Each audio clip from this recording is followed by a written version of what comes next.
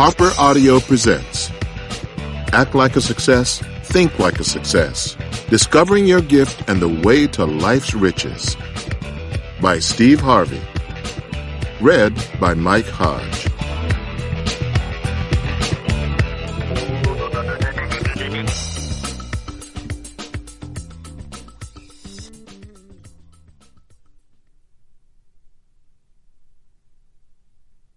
This audiobook program includes a downloadable PDF with content to enhance your listening experience.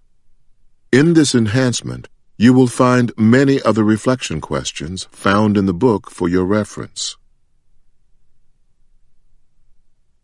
Introduction. Your gift is calling. Are you ready to answer? There I was riding on a private jet with Cedric the Entertainer. We were being flown from the set of The Steve Harvey Show to a city where we were going to perform as the Kings of Comedy, when it was just me, Bernie Mac, and Ced. Everybody in the passenger cabin on the jet was asleep. While I looked out the window, I could see the lights sparkling in the city below. Next thing I knew, tears were streaming down my face. At that point, I hadn't taken full inventory of my life and all of my blessings and achievements. I couldn't believe that I was sitting on a G3 jet that was sent by the tour promoters. I thought, look at what my life has become. I had been told that I would never be nothing, but I had made it through the miserable carpet cleaning business, selling insurance that I didn't enjoy, the weeks on the road with no gigs, quitting my job, homelessness, and getting laid off. I realized that I had been through a lot. Suddenly, an overwhelming sense of accomplishment flooded over me, and the tears continued to flow. It hit me that my dreams were coming true. I had wanted to be one of the premier comedians in the country, and it was happening. The announcement of the tour gave us a title, The Kings of Comedy. And then we came out and proved it to be true. We became the largest grossing comedy routine of all time. The tour took in $58 million. My dreams were coming true right in front of me. That was the first moment on that jet that I recall feeling success, truly feeling joy, contentment, and being aligned with God's purpose for me. Success for me is not about the car I drive, the house I live in, the way I travel, or the suits I wear. Part of my success is connected to the money I earn and the things I am able to do for my family and myself. But anyone who knows me well will tell you that money is the smallest part of my success. Success is being in the marriage of my dreams with a woman who helps me be my best. Success is expressing my love for my children and having the opportunity to work with them as I build and expand my business. Success is working my butt off every day doing what I love to do. Your definition of success may be slightly different, but we tend to desire the same things in life: peace of mind, loving friends and family, good health, and a certain level of financial comfort. Whatever your definition of success, this life-changing book will put you on the right track to achieving it. Spending your hard-earned dollars to purchase Act Like a Success, Think Like a Success is an indication that you are serious about taking your life to a new level and attaining all that the world has to offer you. And this book will not let you down in helping you get there. I have written this book with many people in mind. Whether you are a college student, a recent graduate trying to find your way in the work world, a retiree seeking what comes next, or someone who is on top and trying to stay there. It's for you if you're just starting out, have decided to stop struggling with obstacles, are determined to overcome, or have climbed the mountain and can't find the motivation to climb anymore. It's for those of you who have fallen. It is for those of you who have traveled part of the way and have discovered that this can't be all the world has to offer you. My first book, Act Like a Lady, Think Like a Man helped millions of women take a fresh look at their relationships and dating behavior. Act Like a Success, Think Like a Success will help you to evaluate your life goals and determine the means to achieving them. My previous books targeted women as the primary audience. Act Like a Success, Think Like a Success was created to empower everyone, men and women, young and old, fresh to the workforce or newly retired. This book is enriched with compelling material that can help no matter where you are on that journey. Act Like a Success, Think Like a Success lets you know that it is not good enough to simply exist. Life is more than wading through a lifeless job, earning a gold watch, and cashing in your 401k. Your life has to be more than just waiting for the right opportunity to come along and find you. Your life has to be more than just marking time, watching others achieve success. The words in this book will motivate you to get the most out of your life by using something that you already have, your gift. My gift is making people laugh. You have a very special gift too. Our Creator, in His infinite wisdom, created every single soul with a gift. Your gift may be totally unique or it may be similar to someone else's, but know that your gift is yours. When we utilize our gift, the universe thanks us by giving us an abundance of riches, from abundant opportunities to good health to financial wealth. When you aren't sowing into the soil of the universe, you notice that things in your life just seem to dry up and get worse. But when you sow back into the universe with your time, your passion, and your commitment to others, the world will offer abundant opportunities for you to blossom into the new you. Incorporating your gift into your life and sharing it with others will bring you joy, passion, and a new vigor for living your life to the fullest. This book will show you how to manifest your gift in your life. This book also focuses on how you can transfer your gift to other important areas in your life, such as building a better working relationship with your boss, or investing more in your community, or strengthening your family. Act Like a Success, Think Like a Success will get you thinking about increasing your life in a whole new way. The success I'm enjoying now didn't just happen overnight. I had to learn to be successful, and the life I have now is literally a dream come true. Act Like a Success, Think Like a Success is full of information about what I have learned on my journey to self-fulfillment. I want to share it with you so that you too can see your dreams made real in your life. How to get the most out of this book. Act Like a Success, Think Like a Success begins with being real with where you are right now. We are going to get brutally honest about overcoming your fears, releasing your limitations, and taking the lid off of life. Part 2 focuses on helping you to determine your gift. Once you know what your gift is, I offer tips on attaching it to just the right vehicle for transforming your life. You will be doing what you love.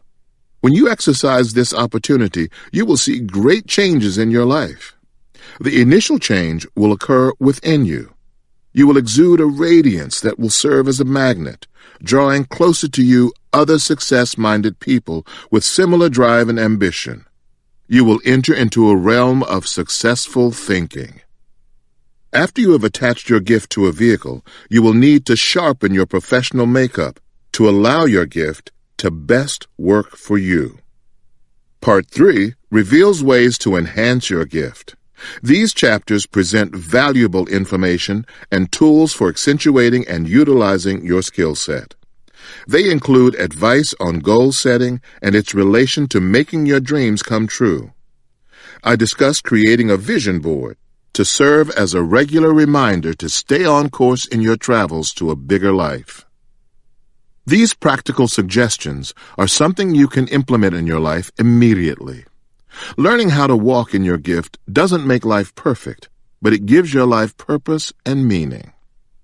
I remind you that being able to self-evaluate your performance with honesty is a major key to success. This section talks about the value of time. You can't get 8 hours of sleep every night if you're not already a success. I cover the necessity of saying no and asking for what you want, as well as and dealing with self-doubt. I also address the concept that everyone who comes with you cannot go with you. Act Like a Success, Think Like a Success closes with inspiring words to encourage you to share your wealth. This section capitalizes on 3 important themes: healing yourself from haters with success, learning the keys to having a balanced life, and allowing your blessings to bless someone else. Act Like a Success, Think Like a Success is not meant for you to simply read and walk away unchanged. It engages you with success thoughts and success actions. In these spaces, I encourage you to write down your reflections, aspirations, and visions for your life. When initiated, this will serve as your success action plan. Be accountable for what you create as you uncover your gifts and talents. Establish a team if you need help staying motivated and applying the tools for success. Your team should read the book together, share notes, and assess goals. This will help you to find support as you reach your next level of success together. I have also created an online community of people just like you who are committed to Act Like a Success, Think Like a Success at www.actlikeasuccess.com. You can join with people all over the world who are working to increase their life. You can use this website to develop your own success plan. The website includes an area where you can track your thinking and action changes, receive inspirational messages from some of the most incredible people on the planet, and even leave your own testimonies about your growth. If you're on Twitter or Instagram, you can send me a tweet or video about your progress to @SuccessStreet using the hashtag #IamSuccess. Many self-help and inspirational books tell you that you need to get something that you don't already have in order to achieve greatness. I'm here to tell you that you don't have to take another class, learn another language, get with a new set of people, or spend money you don't have. To become truly successful in your life, the place that you have to start is with your gift. And you know what's so great about that? You already have it. I know that some of you don't know what your gift is yet.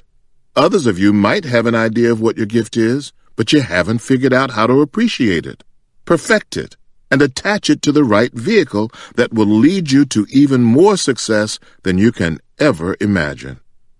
You have all the answers right here in these pages. In my journey toward success, I came to realize that staying successful is as much an art as becoming successful. When you really take on acting like a success and thinking like a success, you can have all the riches that life has to offer. This is the kind of blessed life that I want you to start living. Part 1. When Enough is Enough. Chapter 1. I'm tired of myself. Are you tired of yourself? Are you tired of making the same promises to yourself, but are never motivated enough to see them through? Are you tired of making excuses for not making change? Are you tired of measuring yourself against others and falling short? Are you sick of telling yourself, tomorrow I will do something different, and tomorrow never comes? Well, being tired of yourself is a good place to be because it means that you are ready to make changes in your life that will bring about great reward. I'm glad that you're finally here. When you are in this position of being tired of yourself, normally you're not alone.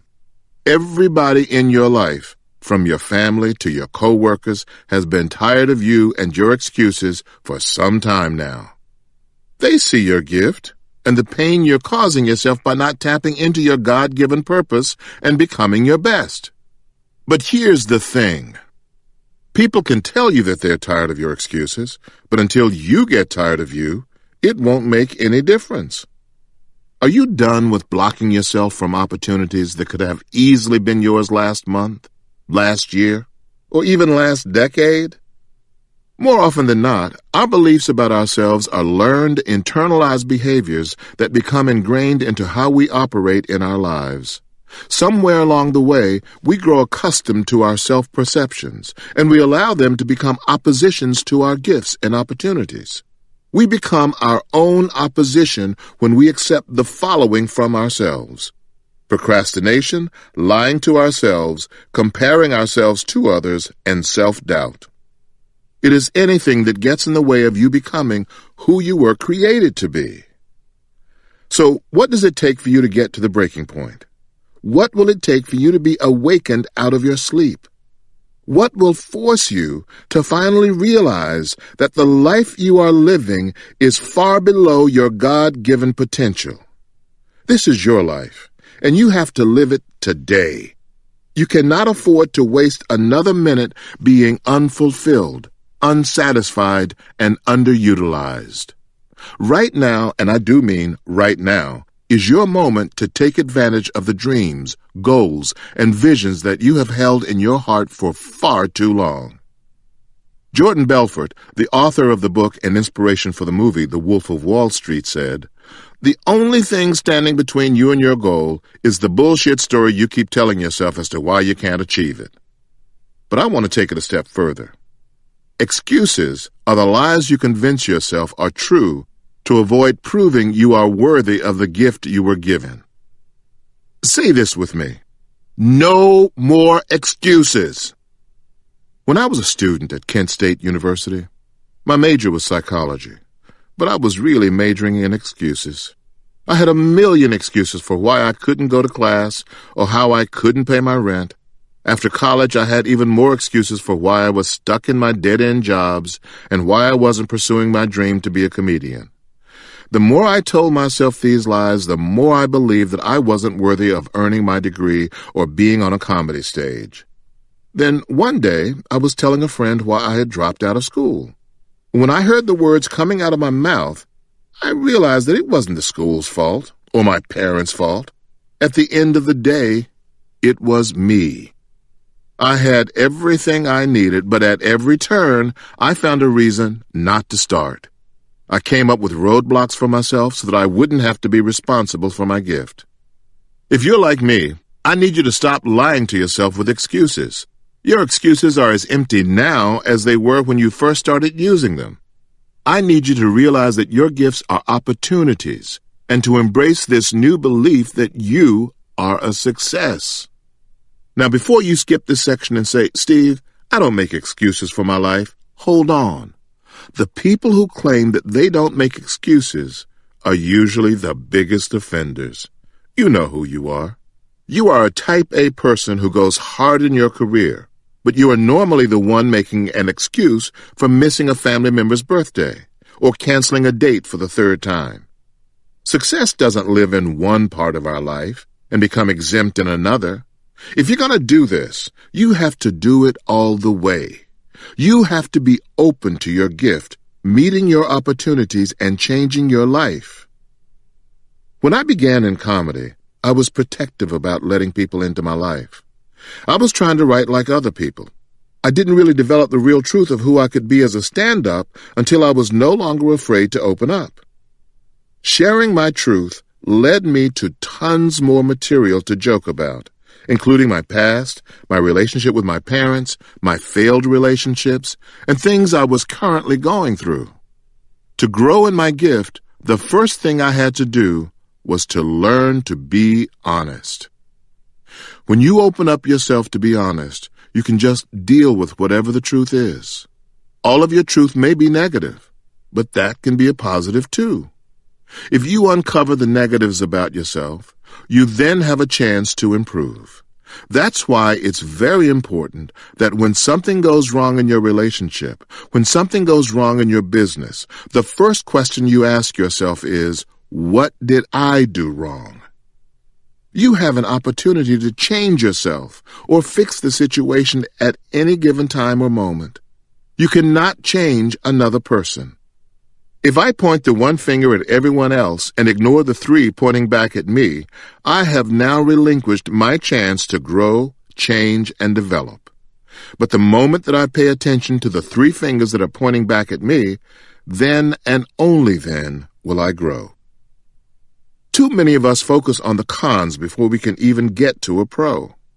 You can't even think about the benefits of taking on your dream because you're too busy focusing on the what ifs, the what could be, and the why it won't work for me excuses. You're willing to waste years of your life walking away from your dreams instead of running toward your destiny. The comparison curse. Some of you are afraid to step up into your gifts because you're too busy comparing yourself to someone else. God made you and the way you do what you do exclusively for you. The world doesn't have time to interact with your representative. They need the real, authentic you to show up and shine your light. Don't get stuck thinking, well, there's already 1,000,001 motivational speakers out there. There's nothing new I can bring to the table.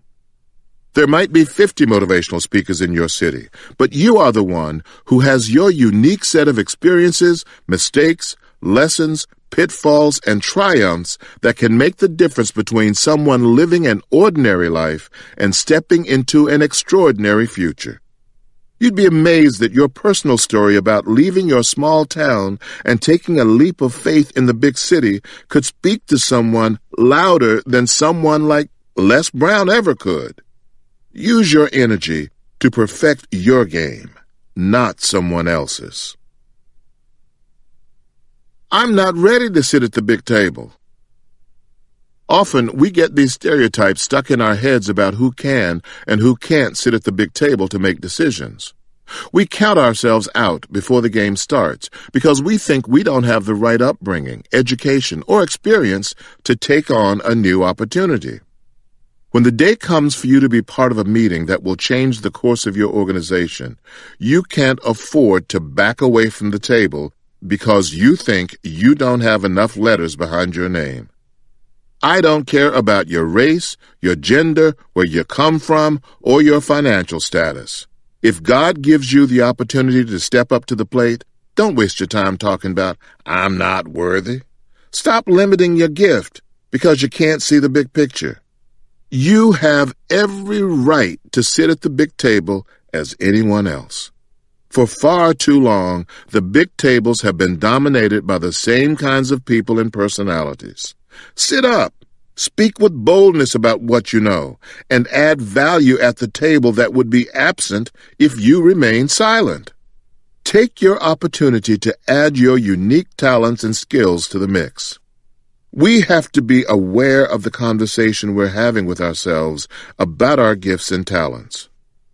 What are you saying to yourself when no one else is around? What are the conversations that you're having in the mirror with yourself each morning? Are you speaking life into your dreams, or are you repeating someone else's fears and anxieties? Are you front-loading your day with scriptures, affirmations, and positive quotations, or are you dumping doubt and anguish into your spirit? Some of us have been playing the same self-defeating records over and over again in our heads for so long that we don't know how to think any differently about ourselves. I'm not smart enough to do that. I'll never be as good as my mother or father. That's good for you, but I know that won't work for somebody like me. It's too hard to do that. It's too late for me to get out there and do it. You might be thinking that you're just having these self-defeating conversations with yourself.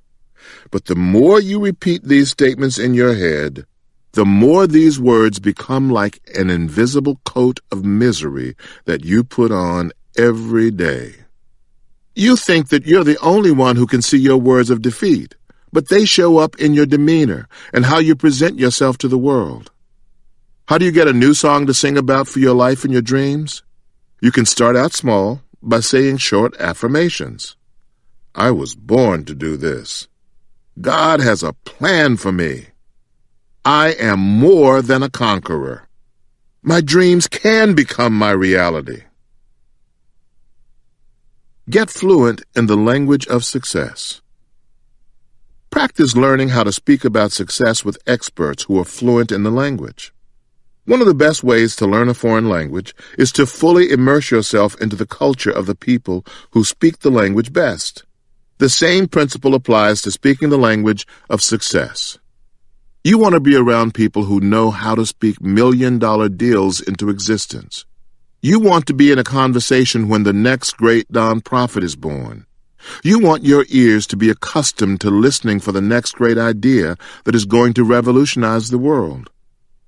Imagine what you could really accomplish if your language was filled with more statements that began with, "I can," than "I can't. How far could your dream soar if you said, "Why not me?" instead of "Why me?" more often? And just like when you're learning a new language, you're still going to slip up and say, "I could have done," instead of "I will do." Surround yourself with native, successful speakers, and before you know it, you'll begin to speak the life of your dreams into existence. Some parts of your vision are only meant to be shared in confidence with a trusted mentor, friend, or family member. And some aspects of your vision honestly don't need to go beyond your prayer time with God. You gotta put your name on the lease. So many people are missing their way in life because they're afraid to sign the lease on their gift. You can clearly see your dream, but you're wasting time overthinking the unknown or talking to people who don't understand your aspirations. I know far too many people in Hollywood who go around saying, "I'm a waitress for now, but I'm really an actress." Then why aren't you acting already? If you're committed to making your dream a reality, you gotta put your name on the lease. You will miss out on the true blessing of your life if you don't accept that your gift is your winning ticket and the key to your life's blessings. All you have to do is commit to your gift. Once you commit, the rest of it, the money, the connections, and the opportunities will start coming to you in ways that you cannot imagine. Let me put it another way. When you put your efforts into your gift, you are giving God something to bless. I never expected to fail at comedy. I only expected to succeed. Even when I faced some of my darkest times, I would just hold on to those little pieces of light along the way until those lights turned into an open field of opportunity. Success notes. Now, I want you to take a few minutes and think about all the excuses you made in the last week. Write them all down. Now circle or highlight the ones that you use the most. We're going to call these your top 3 excuses. Next to your top 3 excuses, write down 3 expectations to replace these excuses. We will name these our top 3 expectations.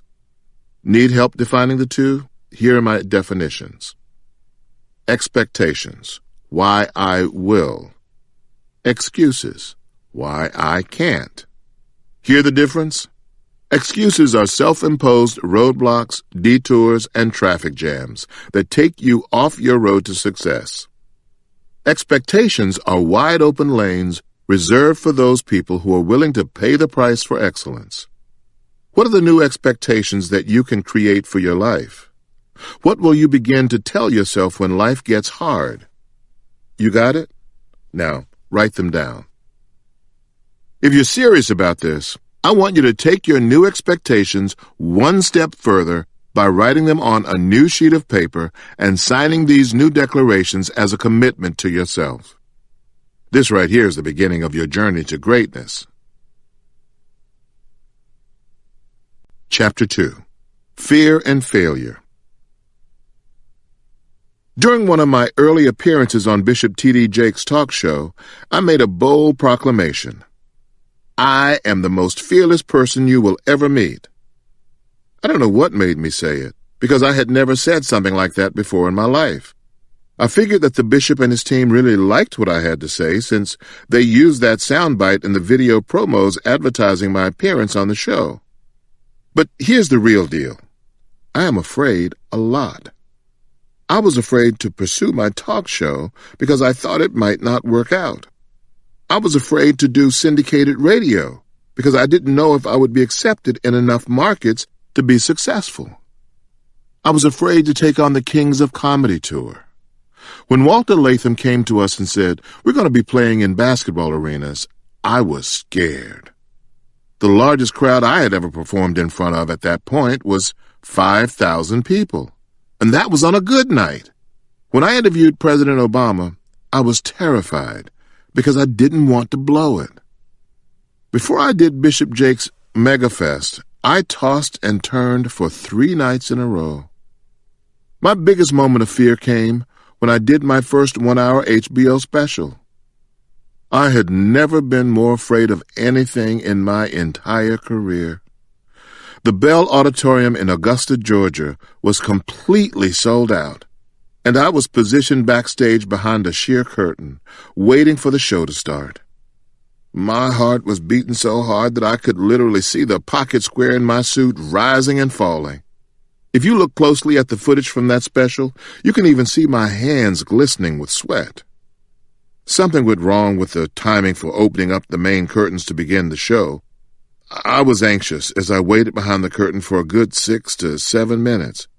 But even though I was out of the audience's view, I could just feel their love saying, "Come on, Steve, do not let us down." When the curtain finally rose, the crowd went crazy. I grabbed the mic and just let it swing for a minute in order to collect my cool.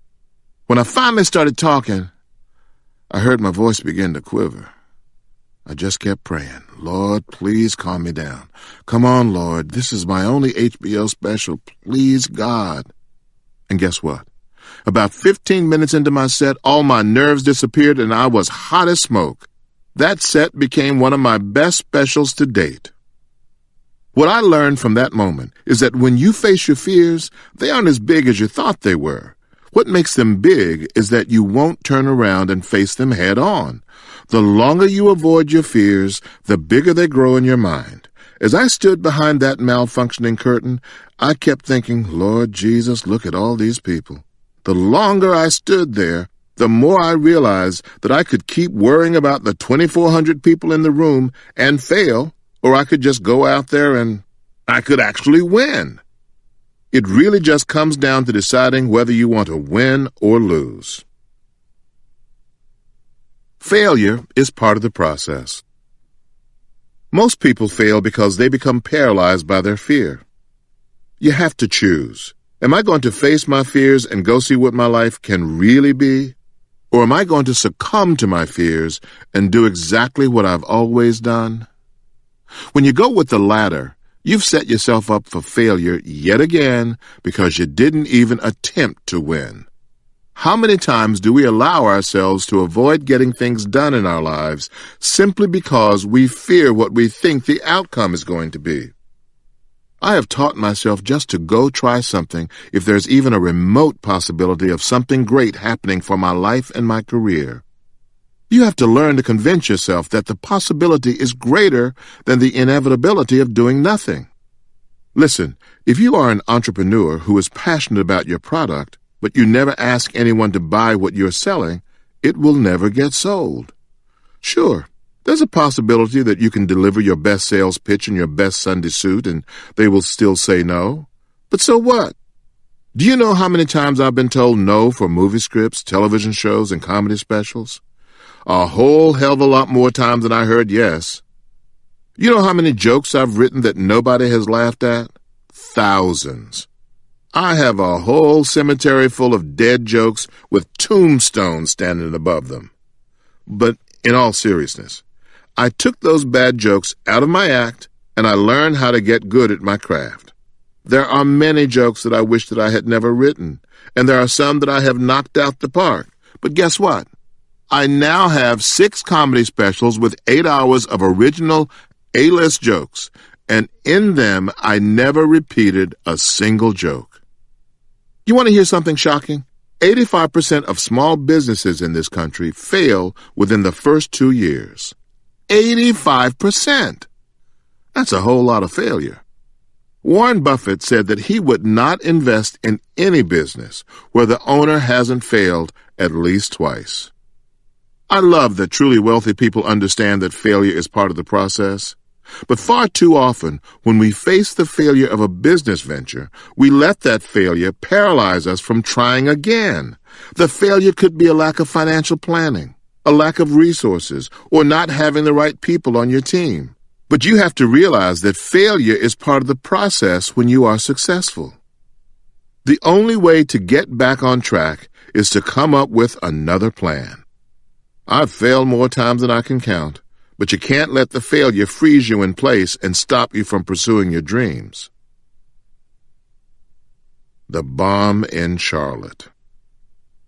When I was doing stand-up comedy full-time, I quickly learned that the hardest night is not your first one. It's that night when you have to go back out there after you've had a really bad one. I had a night like that during the first night of the original Kings of Comedy tour in Charlotte, North Carolina. My mother had just died, and my mind just wasn't there. In addition, I had just finished a live comedy special, but I was so messed up that I didn't even watch it. Each of us Kings was supposed to do a 30-minute set, but Sid got up there and did 47 minutes. Bernie's set got so good that he stayed up there for a whole hour. They were ripping the room so much that the arena had to call a mandatory break. During the break, there was a malfunction with a piece of equipment, and the break lasted 45 minutes. So here I come, trying to deliver my set after these people already sat through almost 2 hours of comedy between Sid and Bernie and an unanticipated 45-minute break. When I walked out there, it was horrific. I was doing jokes from my comedy special, and because I hadn't watched it, I didn't realize that most of the people there had already heard them. People were booing, arguing, and fussing, and I just became discombobulated. All I can say is that it was a rough night. On the way to the airport the next morning, this one Charlotte DJ named AJ ripped me a new one. He said Sid and Bernie were hot, but Steve is no king of comedy. He predicted that the tour was going to be a complete disaster. Now, I personally knew this guy, and I was miffed that he was playing me so cold. By the time we got to the airport, I ran into a few people who'd seen my performance the night before. And they were trying to be encouraging by saying, "Steve, it's all right. We love you anyway." I appreciated their support. Once we boarded the plane and got settled, I started writing. By the time we landed in Kansas City later that day, I shut myself up in my hotel room, and I wrote and wrote and wrote some more. Before I knew it, I had written a brand new 45-minute set. I got so lost in writing, revising, and practicing in the mirror that when Bernie came up to my room to grab me for dinner, I said, "Nah, I'm just going to stay here and finish working on this." The next night, in Kansas City, I had a long talk with Bernie and Sid, and I told them they had to stick closer to a 30-minute set. But Sid went out there and did 40 minutes, and Bernie followed up with 48. So much for them following the time limit. There was a 20-minute intermission after Bernie, and I started to get scared because I had bombed so badly in Charlotte. When I finally got up there, I killed it.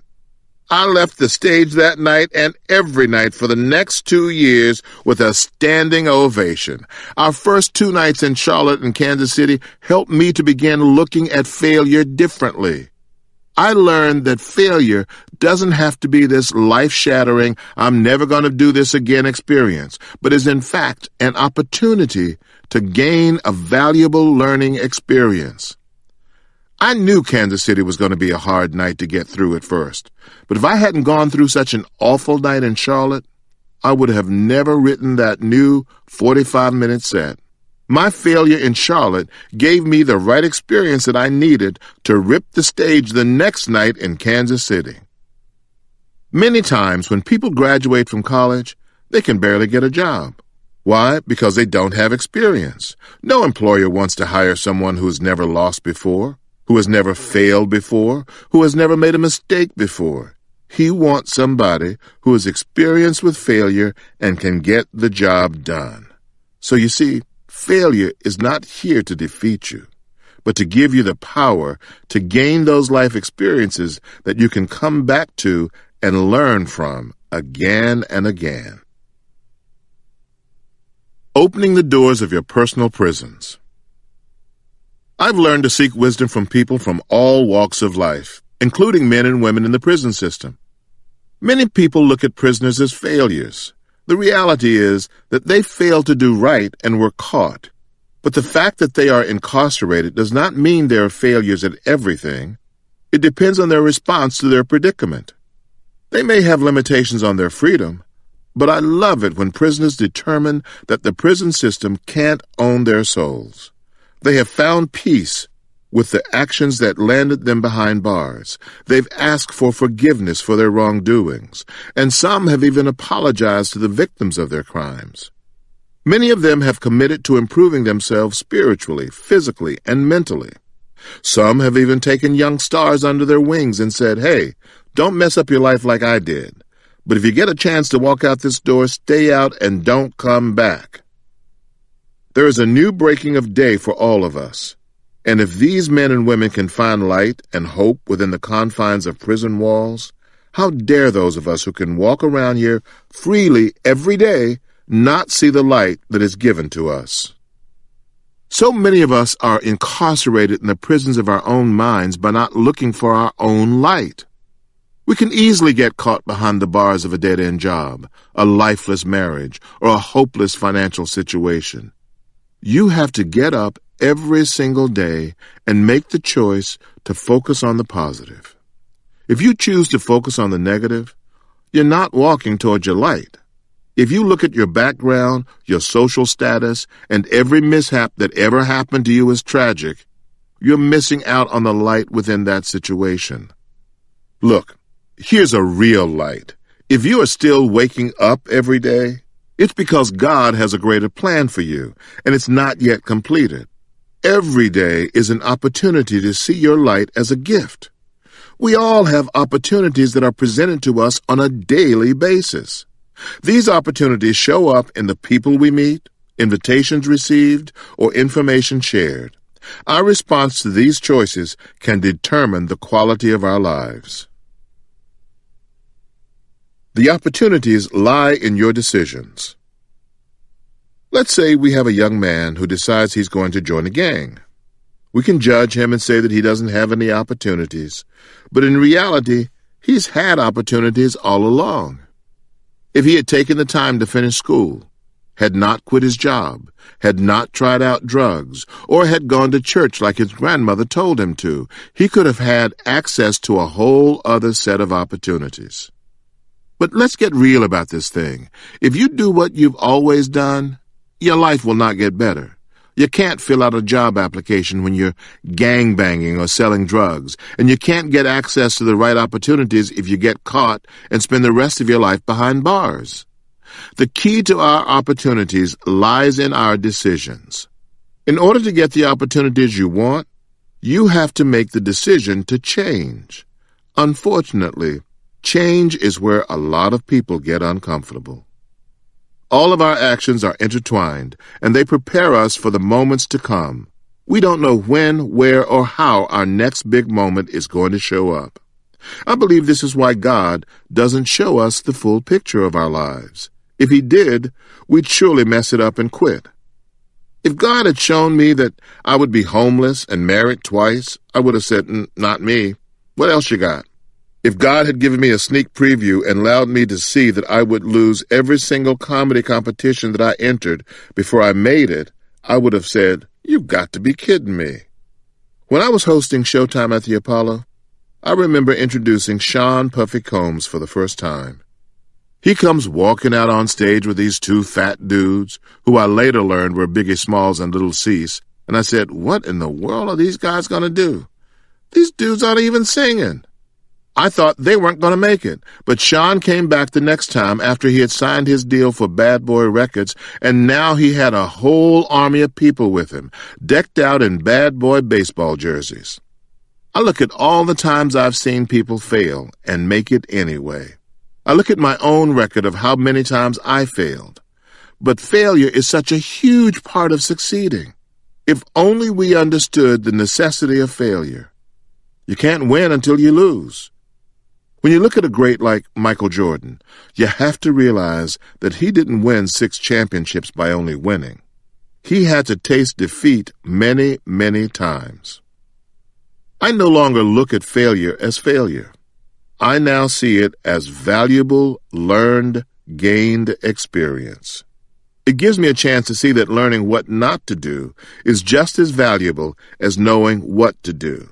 It's a process, but when you can recognize and embrace the process of failure, you get another step closer to yes.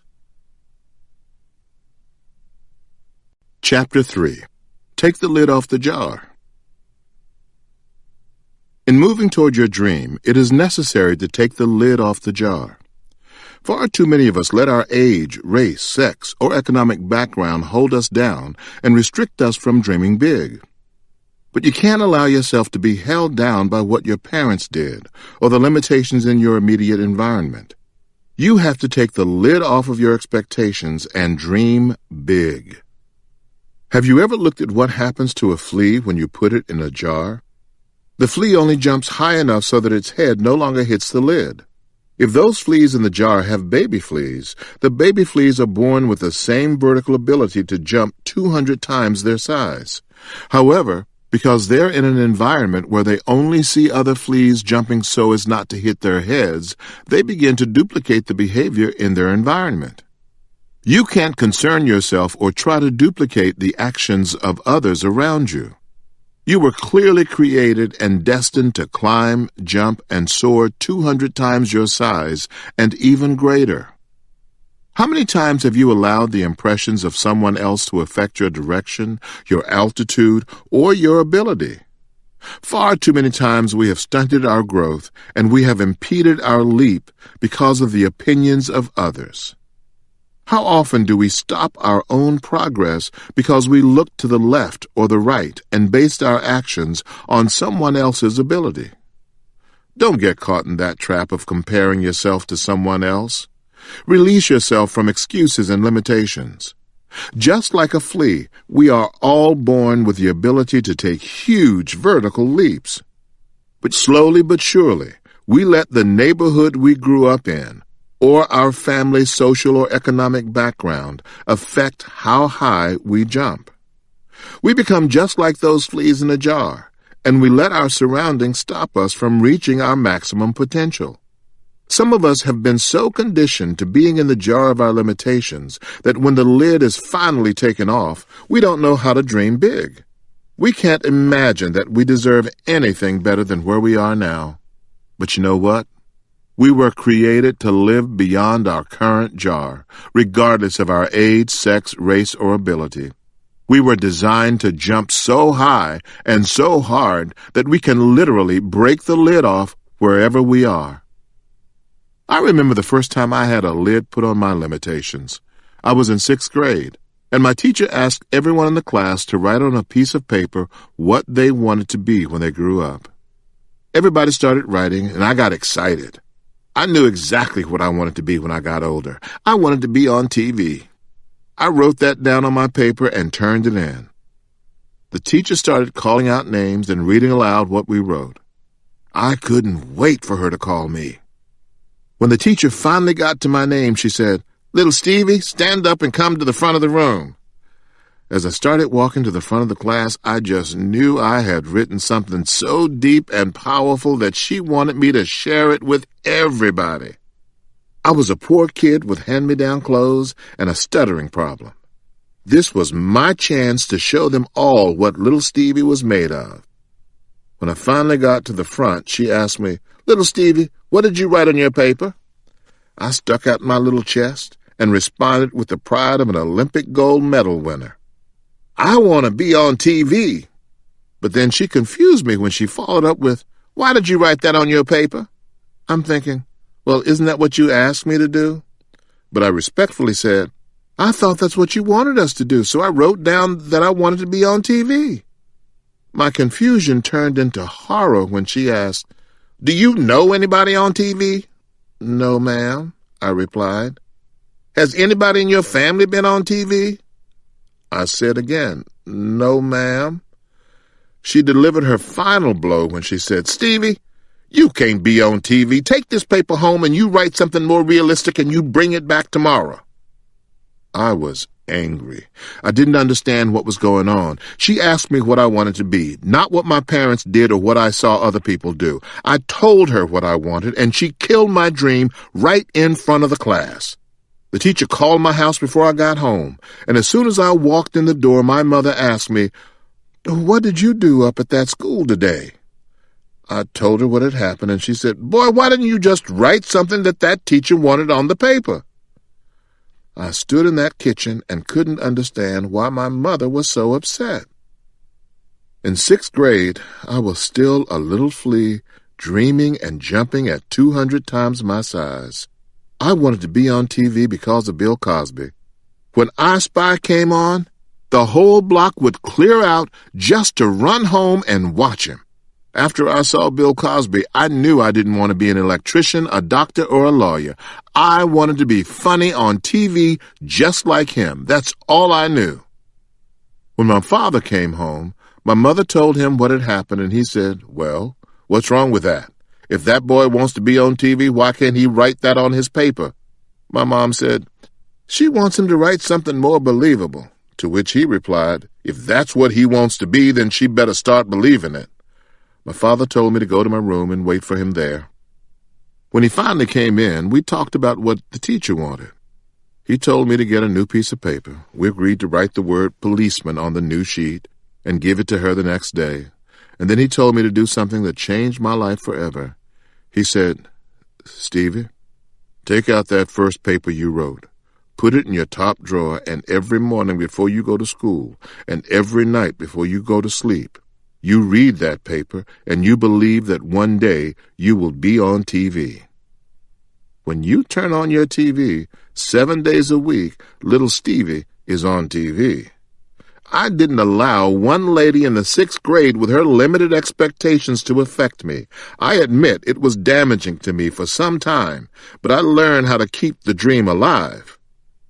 In one day, someone had tried to put the lid on my dreams, and hours later my father blew the lid off again. At the time, I didn't realize just what my daddy did for me. Parents can be some of the biggest lid droppers by placing limitations on their children. But you have to take the lid off, no matter who put it on, or how long it's been there. Is your lid still on? Here are some ways you can tell if the lid is still on in your life. If you're not excited about waking up in the morning, if you're sitting around every day bored out of your mind, if you have time to do everything that anyone asks you to do, if you have time to watch all of your scheduled TV programs every week and not miss an episode, if you're getting plenty of sleep, if your dreams make sense to everyone around you, if you can achieve your dreams by yourself. If you recognized any of these behaviors in yourself or said yes as you read the list, you have to take the lid off your life and start living your dream. Part 2. Discovering and Embracing Your Gift. Chapter 4. The Dash Between Perishing and Sacrificing for Your Dream. Proverbs 29:18 reads, "Where there is no vision, the people perish." Perishing is a dangerous state of living in a mundane existence without even realizing it. There you are living your comfortable life, going to the same job day in and day out, doing the same things. You know your routine so well that you can probably do it without thinking. There are no dreams or aspirations in front of you, and if you were fired tomorrow, you wouldn't know how to pursue a better life. It would be a sad state of affairs to wake up one morning and realize that you have spent years wandering aimlessly in circles, unclear about your purpose, wasting your gift, and destroying your promise. What kind of life is that? You can't afford to go another day without a clear direction and focus for your life. I'm not coming at this from a high and mighty place. I'm sharing this with you because I've been in that state of perishing, and I had no idea of how to get out until I created a new vision for my life and committed myself to living that new promise. When I think back to my earlier days, It's painful to remember how much of my life was disconnected from a real vision. I would take any job to just pay the rent and put gas in my car. I would date anyone who helped me pass the time. When I wasn't working, I was hanging out with people and in places that didn't push me any closer to where I needed to be. I was dying, slowly. And had I not created a new vision for my life, I would probably still be in Cleveland, working job to job and making people laugh on the weekends. Perishing is not always about some overdramatic emotional outpour or losing all of your possessions at once. Most often, perishing is a slow, painful process. And if you aren't paying attention, it will trick you into thinking that this is the way things are supposed to be. By failing to have a vision, you are stripping yourself of every possible blessing, relationship, and opportunity. When you sit by and just let your life perish without a vision, it is the most painful kind of death. Are you in a state of perish? How do you know if you're perishing or not? Let's get honest about it. You can't expect to create a new life and a new vision for yourself if laziness is part of your routine. Procrastination will not get the job done. Doing things halfway, improperly, or not at all won't get the job done. Lack of enthusiasm will not get the job done. Unreliability will not get the job done. Being untrustworthy will not get the job done. Any negative trait that derails you from your dreams will not get the job done. Negativity can never be the fuel that drives your gift. You can also tell if you're perishing if you are the smartest person in the group. If you are the smartest person in the group, you need to get a new group. You cannot be a person who knows it all and can't be told anything because it will stifle your creativity and the creativity of the people around you. What are you going to do with your dash? Another way to put your state of perishing into perspective is to realize that one day your life will come to an end. Whether you want to believe it or not, there will be a casket and a hole in the ground with your name on it. The next homegoing service at your church could be yours, and the most important thing on that day won't be how many flowers surround your casket or how well the choir sings your favorite hymn. The only thing that will matter is how well you use that dash between the day you were born and the day you died. I don't want you to spend your days preoccupied with thinking about death, but I do want you to live your life thinking about how your dash will make a difference in this world. If you still got breath in your lungs and blood running through your veins, you've got another day to make your dash count. If you're still blessed to wake up and see another day, God has a purpose, a plan, and a destiny for your dash. The best way to start moving from perishing into your promise is to make what I call dash deposits. These are simply efforts you make on a daily basis to reach your destiny and add to your legacy. Reading a book that helps you master your gift is a dash deposit. The work you put into completing a project that was due today is a dash deposit. Spending time with your family at dinner talking to each other instead of watching TV is a dash deposit. Any small or large activity or action that adds to the quality of your life and your family's is a dash deposit. How you use your dash is completely up to you. Let today be the day that you make your dash meaningful as it moves you closer to your destiny. Now take a minute to list 3 dash deposits you plan to do in the next 24 hours. Tweet or Instagram me your hashtag dash deposits to @SuccessStreet. Now that you have some dash deposits in your Success account, here are a few more yes and no questions for you to seriously consider as you move from perishing to your promise. Number 1. Regardless of your track record, are you willing to acknowledge, perfect, and use your gift to be successful? Number 2. Are you open to changing and evolving your thinking around success? Number 3. Are you willing to change your actions around success? Number 4. Are you willing to believe that you deserve all the riches that life has to offer? If you answered no to any of the above questions, give this book to a person who's willing to acknowledge their gift.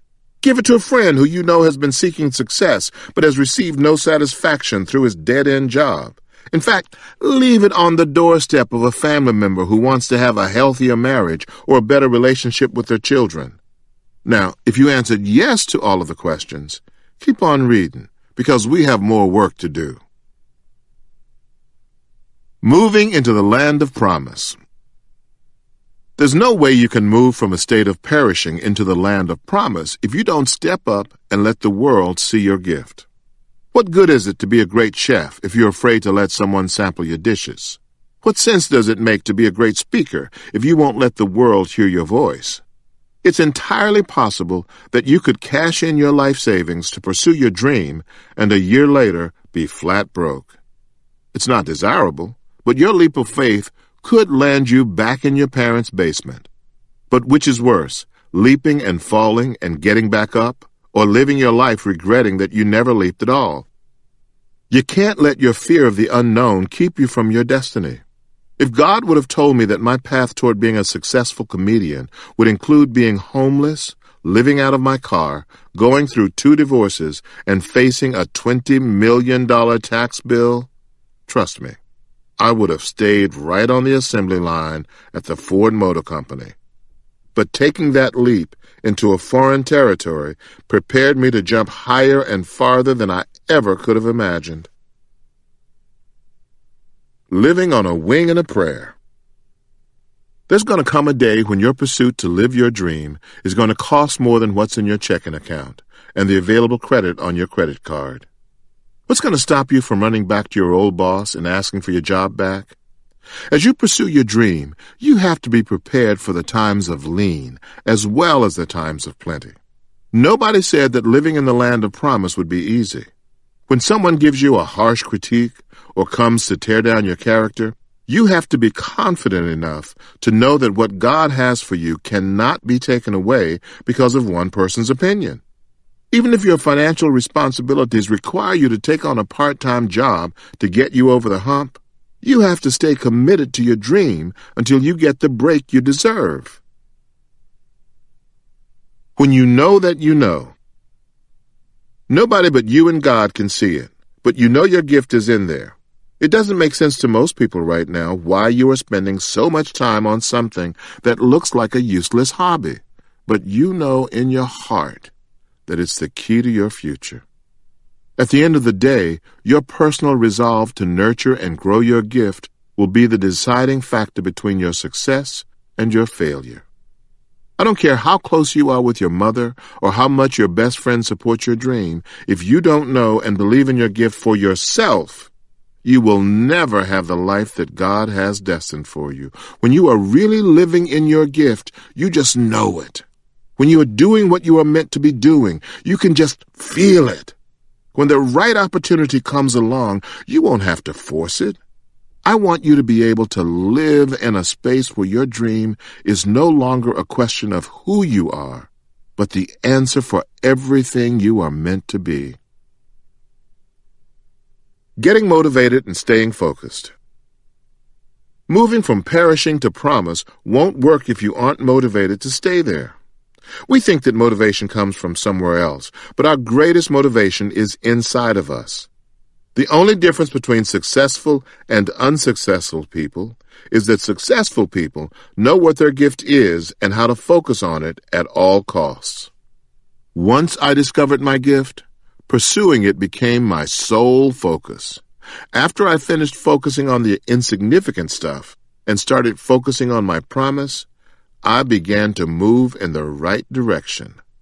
We have to commit to taking the lid off our dream every day. Most of the world just wants you to get a job and make someone else rich. Too many schools and training programs will steer you towards serving a company while forgetting about you and your dreams. Blow that lid off of your life every day and say to the world, I might be in this place right now, paying my dues and mastering my craft, but my dreams are out of this world. What is an out-of-the-jar, no-holds-barred dream that you have for your life today? Don't limit your dreams to just your career. Think about your family, your relationships, and your contributions to your community or your house of faith. You've got your ideas? Now write them down right now. Make your descriptions come to life with rich detail. Chapter 5. Not what you're paid for, but what you were made for. I remember vividly the day that I decided to change my life. It was Tuesday, October 8th, 1985, in Cuyahoga Falls, Ohio. I was 27, married, and a new father of beautiful twin baby girls. While I was excited to be a father for the first time, we were really struggling. We were living in a little 2-bedroom house, and I was barely scraping by with my full-time job and writing jokes on the side for comedian A.J. Jamal. One night, I was hanging out in Hilarities Club with a woman named Gladys Jacobs. She knew about my gig with A.J. "Why don't you just write some jokes for yourself and sign up for the open mic night for next week?" she asked. I agreed to sign up for the next show. I hung around to see Gladys perform her set. There were 9 comedians on stage that night with Gladys. Some of the performers were good, some were bad, and surprisingly, the guy who did Bullwinkle and Popeye impersonations slayed the crowd the most. The host got to the end of the open mic list, and the last comic was a no-show. "Well, why don't we just start with the names for next week? If Steve Harvey is here, come on up," he said. I was sitting there minding my business, eating and drinking a glass of grapefruit juice. I put down my wing and said, "Gladys, somebody here has the same name." She looked at me and said, "Fool, he means you. Get on up there." I ran up on stage and started my set by facing the wall. When I turned around, I said, "I ain't even supposed to be here till next week."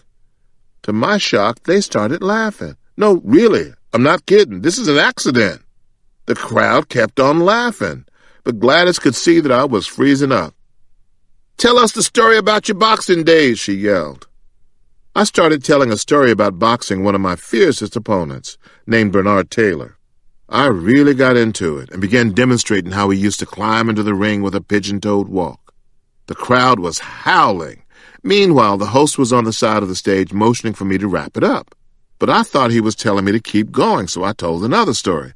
Finally, I said, "Well, I can't think of anything else to say, so I'll see y'all next week." After I finished, the host brought all the contestants back on stage. There was a clap-off for the best comedian. I won my first amateur night. The first place prize was $50. I walked into work the next morning with that $50, and you couldn't tell me nothing. I marched myself into the card shop downstairs and paid them $25 to print up 200 cards with my name, address, phone number, and the word comedian right under my name. I waited until all 200 cards were off press. When they were done, I took my fresh box of printed cards and went upstairs to show them to my buddy Russell. When I saw Russell, he said, "Where were you last night? I was looking for you and couldn't find you anywhere." I told him that I'd won an amateur night at a comedy club. "A comedy club? That's exactly where you need to be." I showed him the cards. "I'm thinking of quitting this job." "Well, don't think about it. Do it." I got a box, cleared off my desk, and headed to my boss's office to deliver the news. "Tom, look, I really appreciate the opportunity, but I have a young family, and last night I discovered what I really want to be." "Well, what's that, Steve?" my boss asked. I told him about winning the amateur night at the comedy club, and I informed him that I was a comedian now. Tom looked me right in the eye and said, "You won one amateur night, and now you think you're a comedian, huh?" "Steve, I've never heard you say a funny thing since you've been here." I wanted to show him that I was really serious. I handed him one of my new business cards, which is still warm and wet from the printer. "Listen, Steve, you're a young guy with a young family to support. Don't go chasing some foolish dream.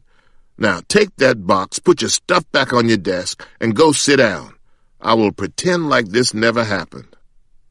I had let Tom talk me right out of quitting. I turned around and left his office. I went back to my desk. "What are you doing?" asked Russell. I told him that Tom made some good points about being responsible and taking care of my family. Russell shot back, "So you really gonna let this dude tell you what to do with your life? Steve, let me ask you something. Is Tom the kind of man you want to be?" "No." "Is his car the kind of car you want?" "No."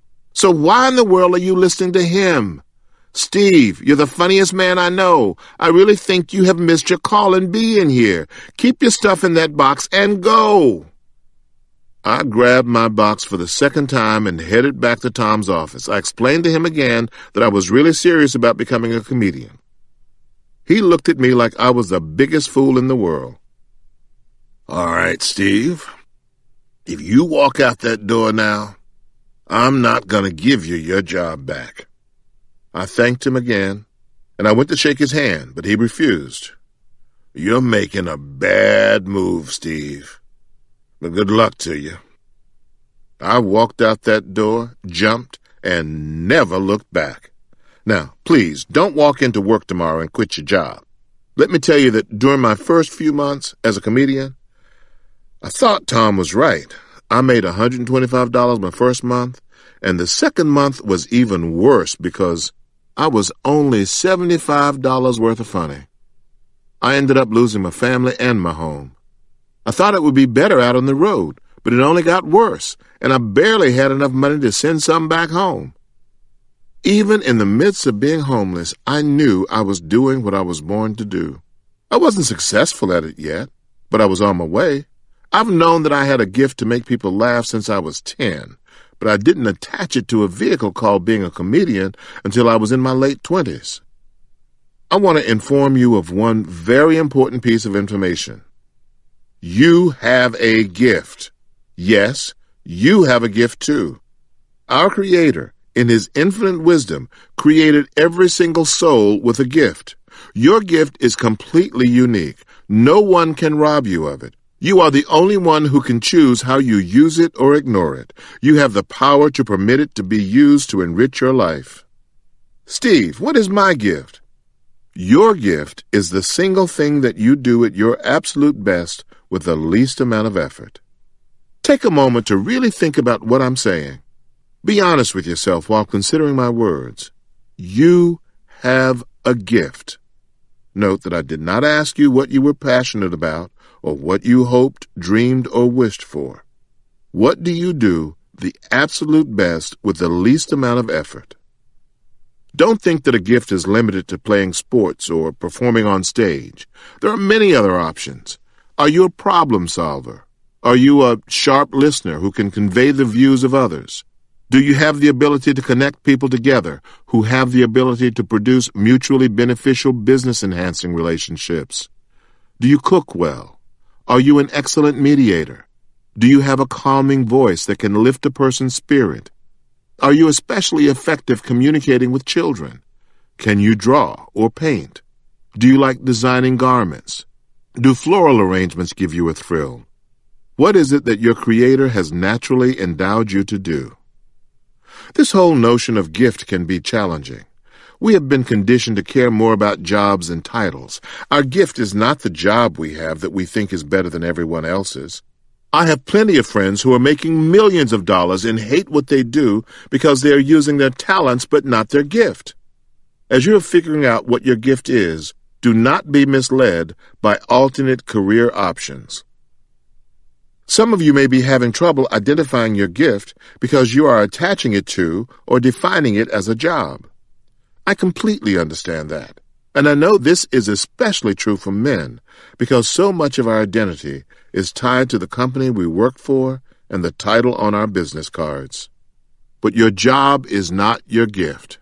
It may be one of the places where you can use your gift, but you should also be able to use your gift in your relationships, your communities, and throughout every aspect of your life. Your gift is something that is connected to you, whether you are working or on vacation with the family, or even all alone.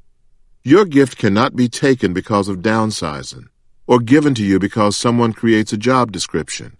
Your gift exists because you do. I have come to learn that no single job would ever contain my gift. My gift and your gift are bigger than a single job. I was so preoccupied with getting gigs that I didn't realize that my gift to make people laugh was not about a comedy stage. I've been able to move beyond the job I thought was my gift and truly see my unique gift make room for me on radio, TV, movies, and yes, even in books. Notice that when I'm on the radio, I'm making people laugh. When I'm doing my television show, I'm making people laugh. When I'm hosting Family Feud, I'm making people laugh. My gift is always with me, and I use it to increase my success. If you are a driver, I don't want you to get hung up on, I drive well, so I'll drive for a company. No, your gift is driving. But the right vehicle for your gift may not be driving for a company. It depends on what will give you the most satisfaction.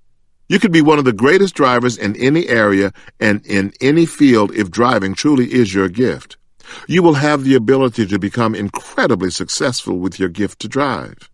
I guarantee you that it will be more exciting for you to wake up in the morning and drive for yourself or spend your day developing younger drivers who will work for you. Or maybe the right vehicle for your gift will be providing transportation for your local church or the elderly members of your community. See, your gift doesn't have to become a profession. It could be something that you do on a volunteer basis to serve your community. If serving brings you pleasure, you are already rewarded by the joy it brings into your life. Your gift may be to serve. Your whole life, people have told you that the only place your gift makes sense is at church or in the nonprofit sector. Well, that may be the place for you to thrive or the place you feel called. There's a huge service industry. I can't tell you how many service people, from the door to the executive office, make my life better in hotels, restaurants, spas, and event venues. You could one day own your own hotel or be the general manager of the best restaurant in your city. All of it takes the gift of service you have and allows you to make people's lives more enjoyable. What your gift is not. Passion is a strong emotion associated with something you do. Passion is the emotion, but it is never the gift. Some people are not passionate about their gift because they have not yet given themselves the room to actually walk in it yet. I want you to have passion for your gift as you learn to acknowledge it and perfect it. But do not confuse the passion you have for something else as your gift. Finally, your gift is not your talents. In fact, what we do well sometimes blocks us from finding out what we do great. I think of talents as the lesser to one's gift. Talents can be learned, while a gift is inherent. Your gift cannot be studied by another and then performed at the same proficiency. However, our talents often lead us to exercising our gift. Use your talents, but know that it will be your gift that puts you in the presence of great people. Proverbs 18:16 says, "Your gift will make room for you and put you in the presence of great men." After you identify your gift and decide to use it, it will lead to the fulfillment of your life's purpose and mission. Presented before you will be a wonderful opportunity to live a life of riches. Your success will be tied to the gift that you were freely given on the day you were born. Your gift will unlock all of the mysteries of your life. Your mission, your purpose, and your destiny will all be tied to one thing: your gift.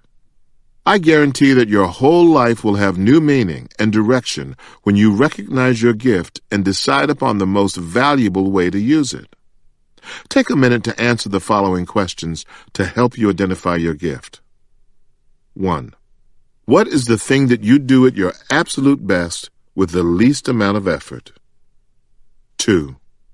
What is that one gift that other people associate with you? Why? 3. If you followed their advice, how have you utilized your gift? Chapter 6. Knowing your gift and putting it in the right vehicle. Steve Jobs was truly one of the greatest American innovators of the last 30 years. He was a master at creating technology that you didn't even know you needed until he showed you how it would revolutionize your life. Every time you enter an Apple store and open a box with the Apple logo on it, you know that you will get a little bit of that Steve Jobs magic in your hands. Steve Jobs had a gift for seeing technology in ways that literally change the way we live our lives. Some of you are even addicted to your iPhones and iPads. The ability to innovate and transform technology was both Steve Jobs' gift and the mark that he left on the world. This combination of using your gift and infusing it with your personal skills and talents is what I call your gift mark. Similar to a trademark, your gift mark is the stamp that you leave on the world every time you use your God-given talents and skills at your highest capacity. You know without a doubt what to expect every time you purchase a box with an Apple logo or sit behind the wheel of a car with that BMW insignia. Your gift mark should be what people come to expect every time they hire you or ask you to be part of their team. Your gift mark is the flavor you add to your gift, showing the world that it has your DNA in it. When you sit down at the table, people know that they will receive your gift in just the way that only you can deliver it. If you are an event planner, someone should be able to come into one of your get-togethers and immediately see your gift mark expressed in the manner in which your table settings are displayed, or reflected in the warm lighting in the room.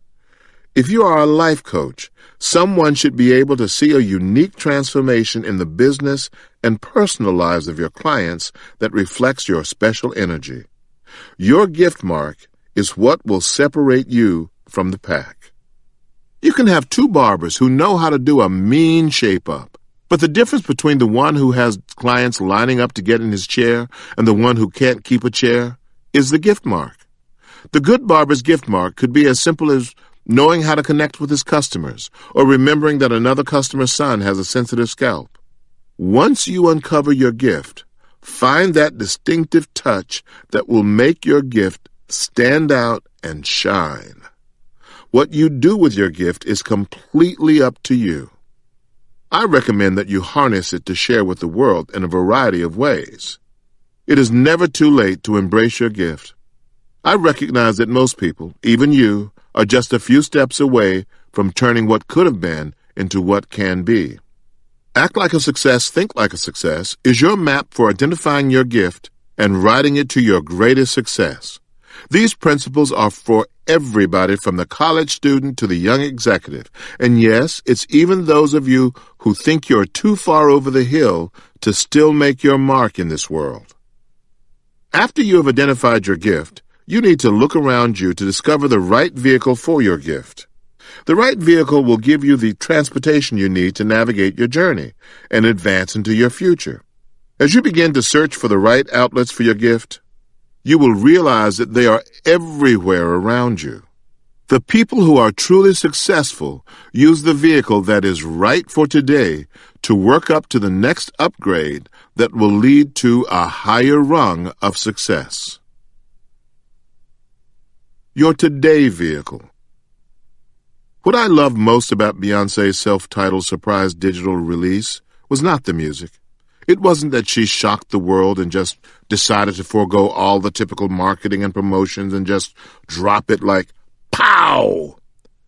I loved that it was full of images of Beyoncé the child singer and the road she took to become Beyoncé the stadium filler. There is a clip of her in a group called Girls Time. In a competition, they had lost to a boys' band no one has ever heard of again. In this day and age where stars, business moguls, and even athletes pretend that they became hits overnight, it deceives people into believing they have to connect their gift to $1 million vehicle immediately. Most people never heard of Girls' Time, but that was just one of the vehicles Beyoncé used, before Destiny's Child, before Sasha Fierce, and before Mrs. Carter. Beyoncé used the vehicle that was available to her in the moment to work toward the next opportunity of her lifetime. You do not have to bog down your journey by trying to find a vehicle to complete the entire journey. The first one that you initially attach yourself to may not be the one that finishes your journey. Simply attach yourself to a vehicle that gets your gift into motion. Think about this in terms of traveling on a city bus from one location to the next. Often you have to get a transfer in order to complete the journey. You will then be led to another transfer, which will take you to your second vehicle. I didn't attach my gift to a vehicle called being a comedian until I was nearly 30 years old. My first endeavor was a free amateur night. My next trip was a paying gig for $25. Now, a $25 vehicle certainly could not get me to the level I'm at today, but it was a start.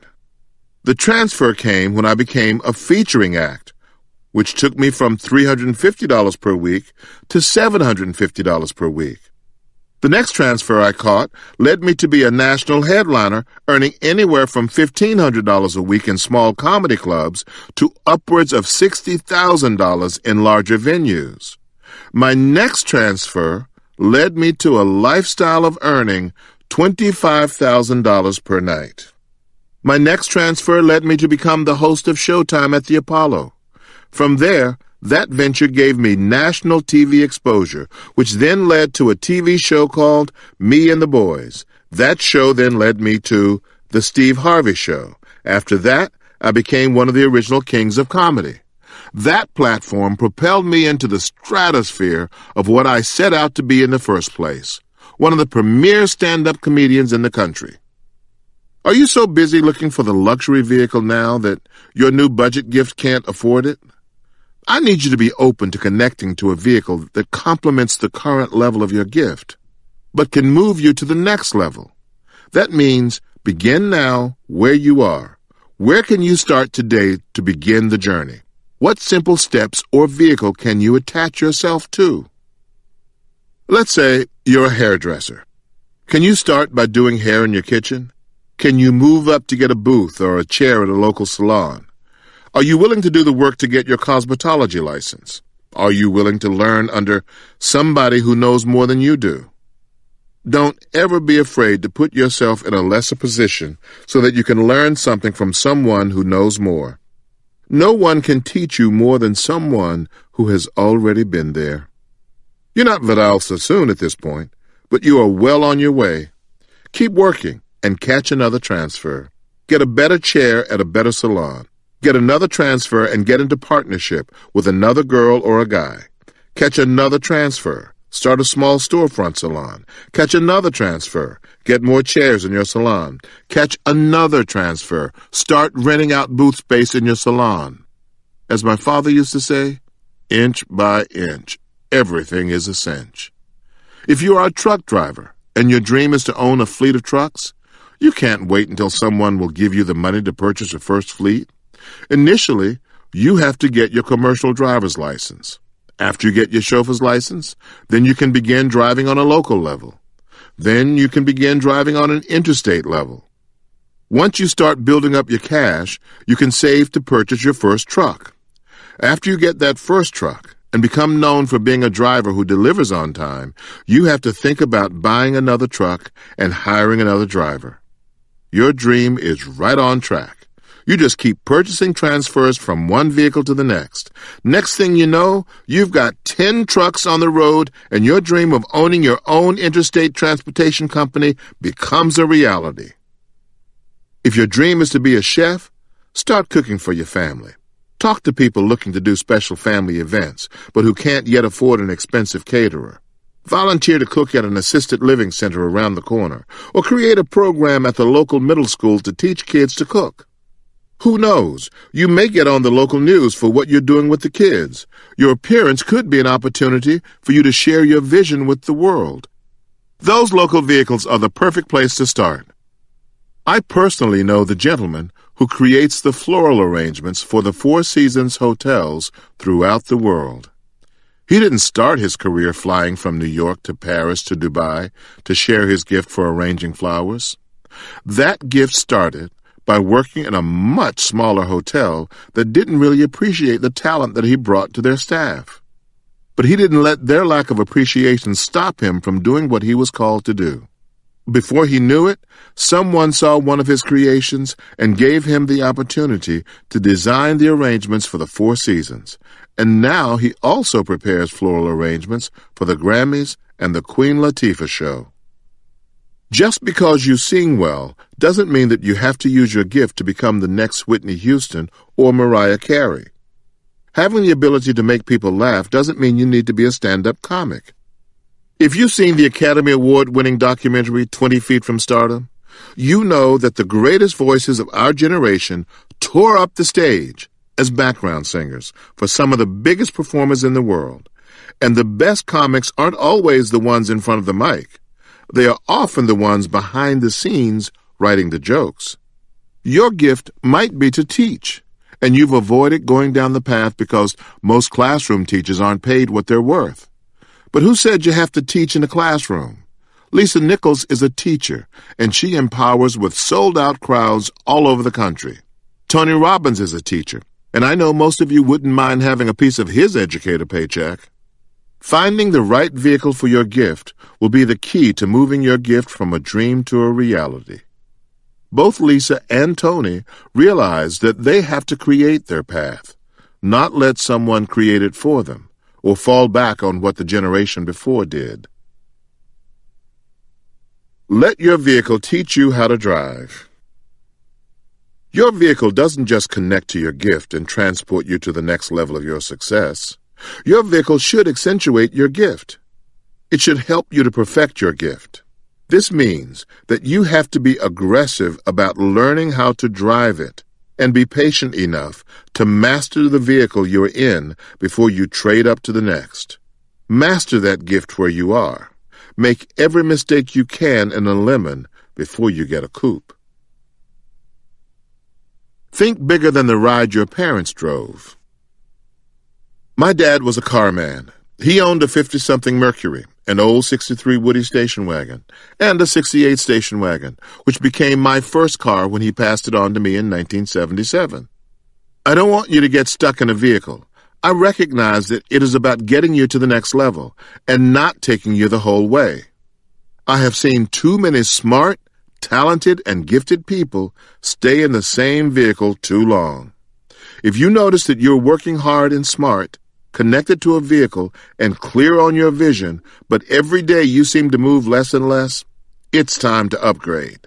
It is time to take another class, join a new organization, or start a new business. Look, if you are committed to your gift and you are growing and perfecting it, you will know when your gift is becoming too much for the vehicle. Don't be afraid to take a test drive. Now that you've started using the vehicles available to master your gift, it is time to start choosing the vehicle that will get you to higher levels. Let's get beyond thinking of vehicles for our gifts as just a traditional 9-to-5 job. You have to take the time to test drive as many options as you can for your gift. And don't be afraid to choose a plane when others are driving. Your vehicle can be as unique as your gift. When I started out as a comedian 27 years ago, you couldn't have told me that I would have several vehicles for my gift, including hosting a radio show, having my own daytime television show, taking over a popular game show, and now writing my third book. We also can't be afraid to test drive a car outside our price range. Some of us won't even think about sitting in a luxury vehicle because we can only see where we are now.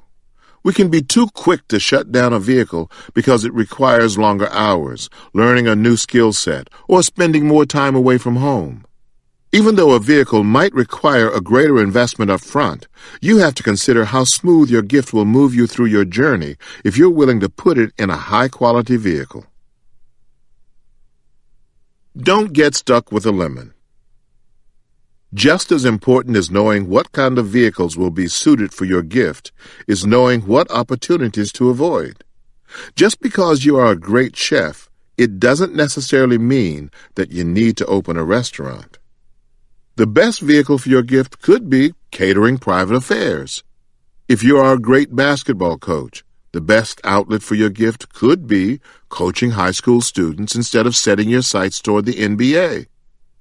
I'm the last person to dampen anyone's desire to become an entrepreneur, But I want you to think hard about the vehicle of entrepreneurship before you sign on the dotted line. This isn't just any ordinary ride. Entrepreneurship requires sacrifices beyond the responsibilities of working a 9-to-5 job. You're going to need the right team to keep you on track. Perhaps there are expenses that you do not have the financial resources to invest at the moment. Or maybe you're the kind of person who prefers quality time for yourself and family, and less time spent working long hours. And you can't just let anybody into your car when you are committed to being an entrepreneur. Do you know what a person on a plane is called who doesn't want to go where it's going? A hijacker.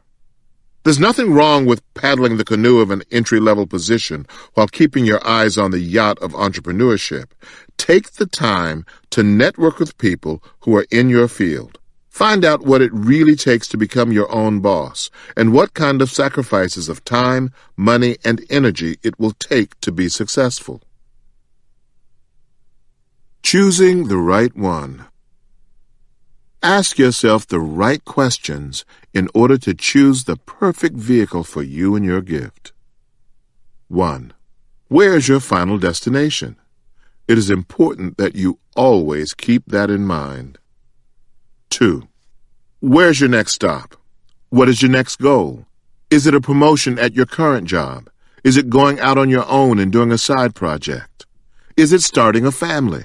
See, this is the key question, because the opportunity or vehicle for Robert, who is 30, single, looking to be married, and wants a job that pays well but gives him plenty of family time, will not be the same vehicle for Stephanie, who is the same age, doesn't want a family, and wants to be partner in a huge corporate law firm. What do you want? Can this get you to that place and set you up for the next trip? Number 3. Do you know how to operate this vehicle today just enough not to crash? That means you're not growing. Don't go back to being a teacher in your old school when you know your next stop is principal. Is the vehicle out of your mastery but controllable? That's the drive you want. It's challenging, fun, takes you out of your comfort zone, but you can make it work. That's where you need to be. These questions will make sure you are focused on the right vehicle for you. This will also keep you from trying to buy matching Bugattis with a friend who isn't even going the same place as you. Tailor your vehicle for your gift and your journey, and you will always be in the right ride. Success notes. Now, take a moment to list the best vehicles for your gift today. Write down the kind of vehicles that you would like to use for your gift 5 to 10 years from now. Share one of your new rides with me using hashtag #VehicleForMyVictory at Success Street. Chapter 7. Understanding the Makeup of You. In order for you to properly fuel your gift, you have to embody the proper makeup, and often that requires some change on your part. When I refer to makeup, I'm not talking about the thousands of dollars you ladies spend on Revlon or MAC. I'm talking about getting the right caliber of traits together that will lead you to your biggest dreams. Your makeup is the driving force behind the vehicle you have attached yourself to that will lead you to success. In this chapter, we're going to explore what it takes to develop your personal makeup to the highest levels and propel you forward to reach your goals. What kind of makeup do you need? The first thing you need in your makeup kit is to be the kind of person who attracts others, as opposed to repelling them. There are no self-made men. Therefore, you have to learn the laws of attraction to draw the right people to you. You have to be easy to work with, or at least willing to create the atmosphere that makes it easy to work with you. Next, you have to aspire to be a visionary person with a positive outlook. Those who allow other people to expand, develop, and explore are the kind of people you want to have around you.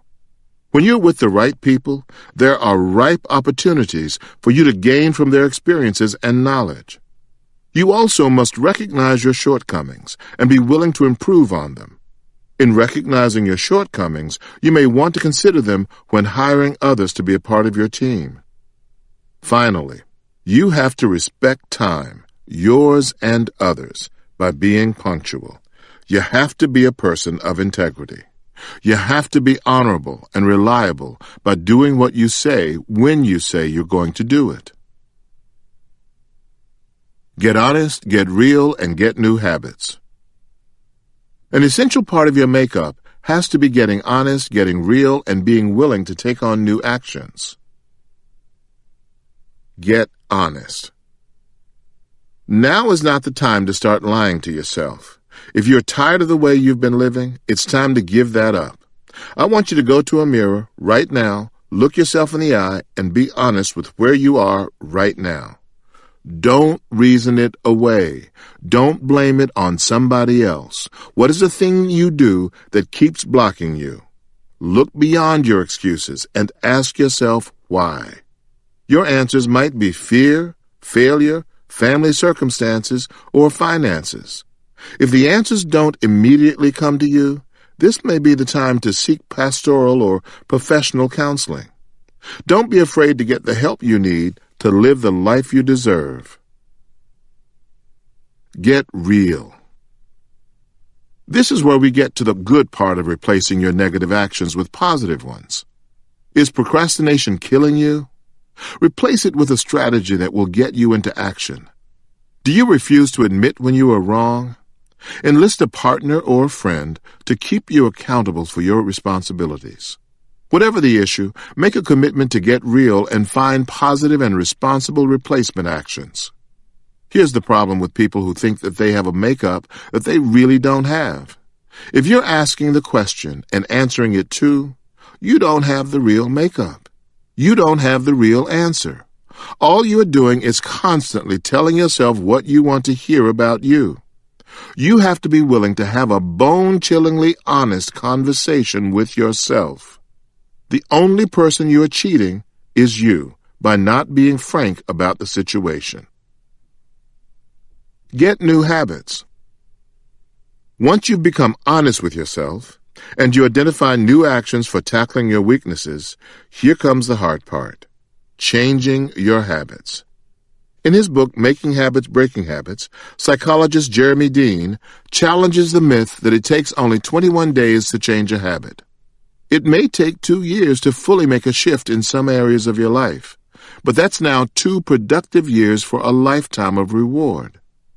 Don't worry about how much time it takes to make the shift. Time is in our favor when we use it productively. Focus your energy on developing your new habits. Just take it one day at a time. And when you get done with one day, I want you to do something revolutionary. I want you to get up and do it again, and again, and again. Pretty soon, this won't just be some new habit you're trying to conquer. This will be your new roadmap for success. Changing your makeup with integrity. I have had so many times in my life when I have had to change my makeup.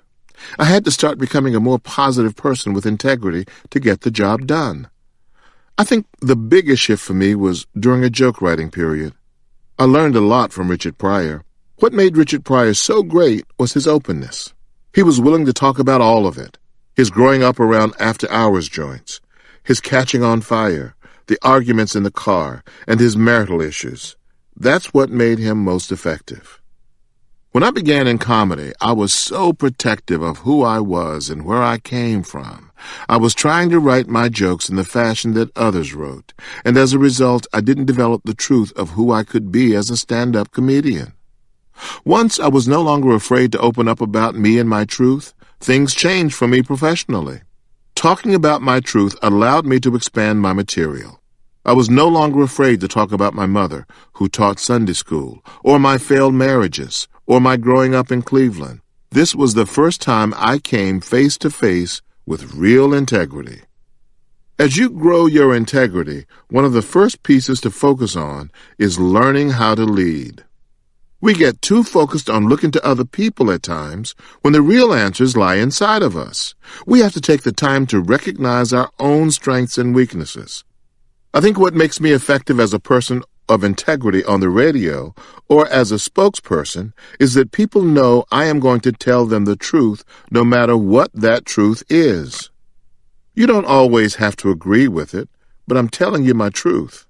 I think that people have grown to respect that. Give yourself a real self-evaluation. Improving your makeup also means that you have to be willing to give yourself a real self-evaluation.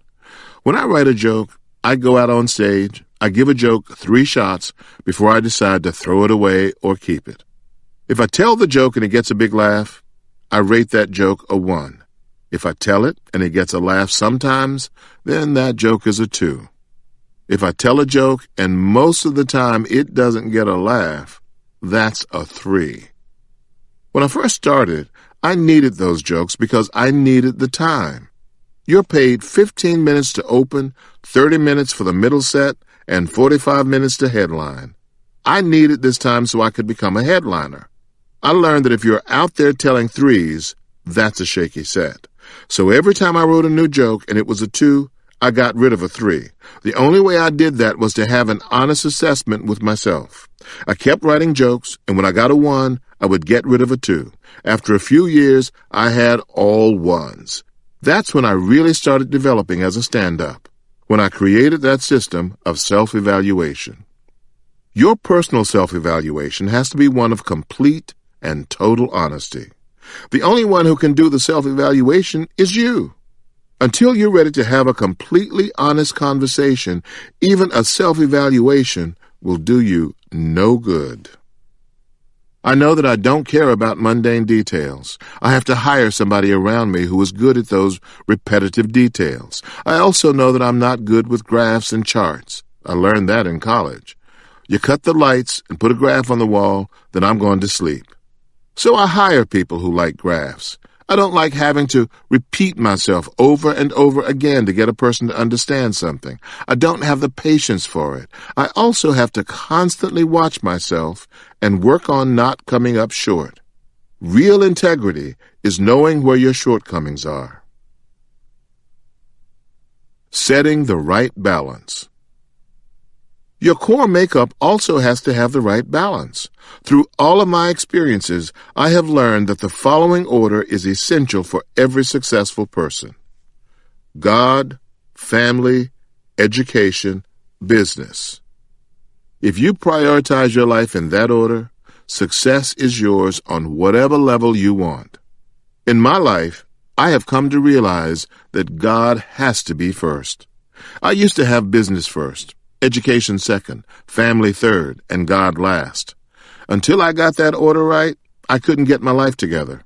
After putting God first, you have an obligation to take care of your family. You cannot have children and not take care of them. How do you expect the universe to take care of you if you don't start by taking care of your child? How do you think more blessings will come to you if you won't take care of the blessings you already have? Regardless of the relationship you have with your child's mother or father, you are obligated to take care of that life. Same thing applies to your husband or your wife. Once you have God and family in the right order, now you need to focus on education.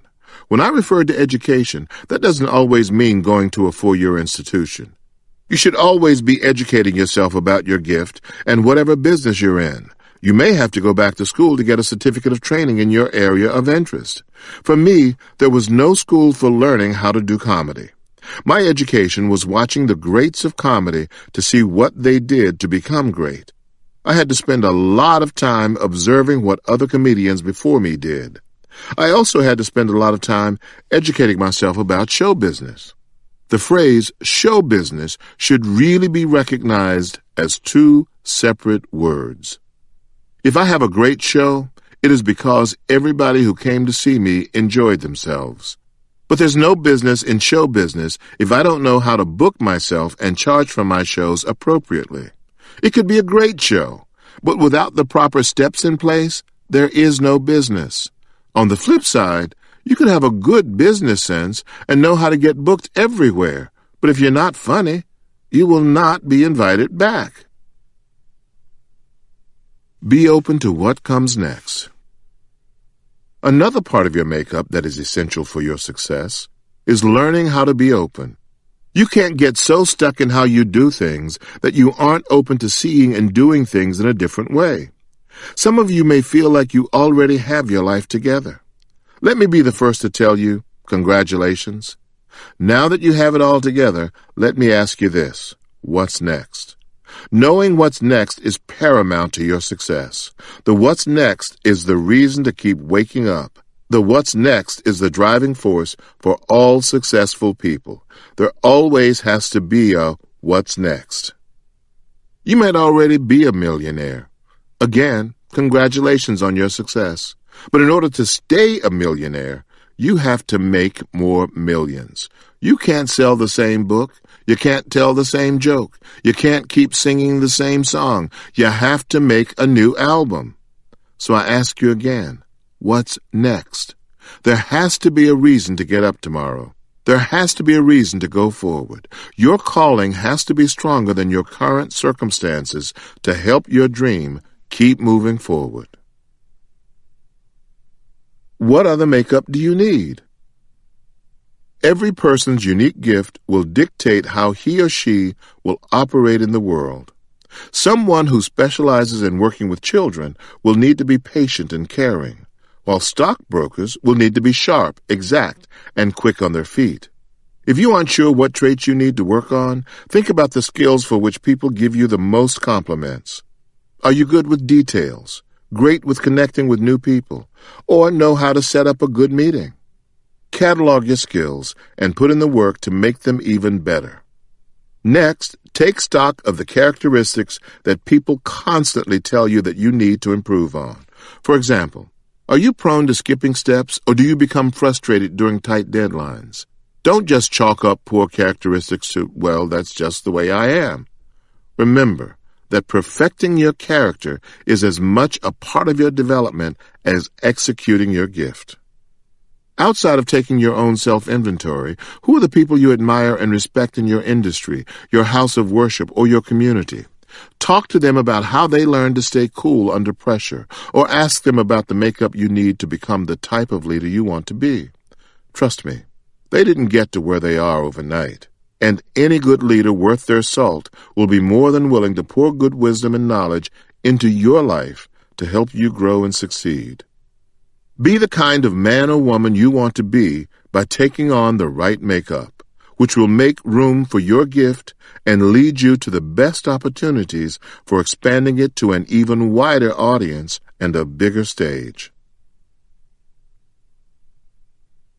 Chapter 8. Climbing the Mountain to Reach Your Dreams. There is a scripture in Psalms that says, "The steps of a good man or woman are ordered by the Lord." I interpreted this script in my life to mean that walking into my destiny is a step-by-step process. I truly believe that God provides all of us with the right steps to get to the right place at the right time. As we continue uncovering how to maximize your gift and finding the best opportunities for using your talents, we're now going to look at how to turn these steps into practical goals for your future. We all have dreams about the life that we truly want to live. Some people take the leap of faith to walk into their dreams, while others are still sitting on the sidelines, waiting for a magical moment to happen. What separates the dreamers from the doers? Goals. I don't care how vivid your dreams are, without goals, your dreams will remain a someday phenomenon instead of today's reality. Goals are the key ingredient to help us stay focused, consistent, and diligent on our path to achieving our dreams. Climbing the mountain of success. Another way to think about moving your dreams into goals is to imagine that you're climbing a mountain. Your dream is the summit. Every good mountain climber starts out on his journey with his mind focused on the summit. Every step, every pull of the rope, and even every pause to regain his energy is executed by focusing on his goal. Once he reaches the top, he takes a moment to rest, regroup, refuel, and relish in his victory. But every true climber knows that this is just another leg of the bigger journey. Reaching one summit can never be it for the true climber. Each time that he pushes his lungs harder, climbs higher, and scales an even more dangerous rock, he knows that it's just preparation for the next journey. Wherever you are on the mountain, the top, the bottom, midway up, at the rest stop, at the first aid station, or even if you're about to stick the flag in the summit, trust and believe that I have been at all those places in my life. I have stuck the flag in the mountain. I have been at the rescue station, the first aid station. I have been halfway up and fallen all the way back down. I have been caught in a cave. I have fallen in between the cracks and crevices of the mountain. I have been trapped on the mountain. I have been covered by an avalanche on the mountain. You name it, on this mountain I have done it all. I have been told to not even bother climbing because, they said, I didn't have what it takes to make the climb. I want you to start thinking of your goals as your personal climb to the top of your mountain for your dreams. You can't just expect to wake up tomorrow and become a millionaire, or have your product be a worldwide sensation overnight, or get the position you have been coveting. What goals are you willing to put in place to make your dreams come true? I know that goals can often be overwhelming if you take in the full picture at one time. But think about how you can break your climb down into smaller sections. You know yourself better than anyone else, so be honest about what will keep you motivated and inspired. Do you need to take this journey with someone else to ensure that you will keep your word? Will it be better to go solo to stay focused? What kind of milestones do you need to keep you on track? Are there better times to execute certain parts of your journey than others? These are good questions to keep in mind as you work your way toward your dream. Goals are essential because they give you realistic, measurable, and specific targets. They are necessary benchmarks that give you the energy, confidence, and assurance to keep moving in the right direction toward your dream.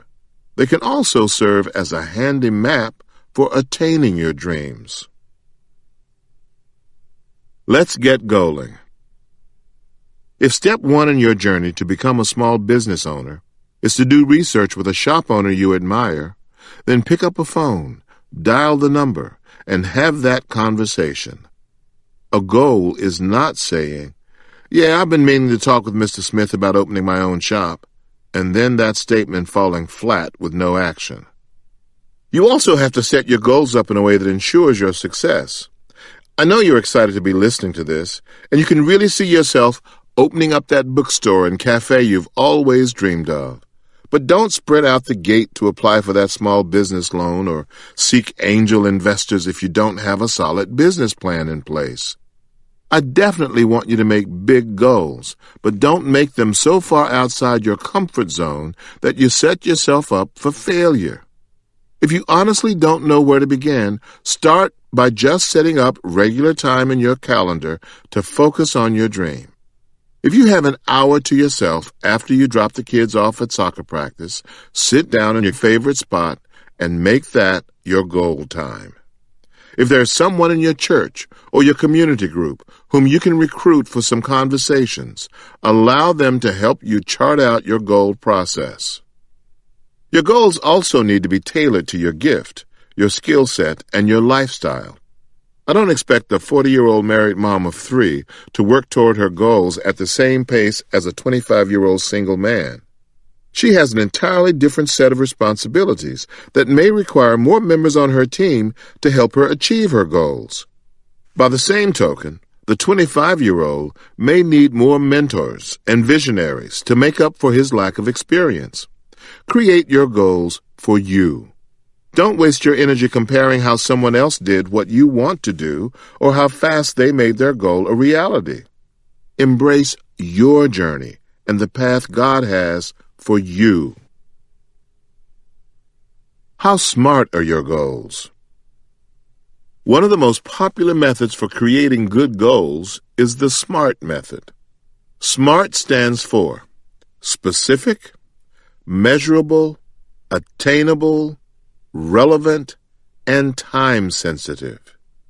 Here are some key steps to keep in mind as you put the SMART method in place for your goals. Make your goals specific. Your goals are not just another idea floating around in your head. Your goals must be well-defined and crystal clear. Create your goals with your ultimate summit, your dream, in mind. Define your measures.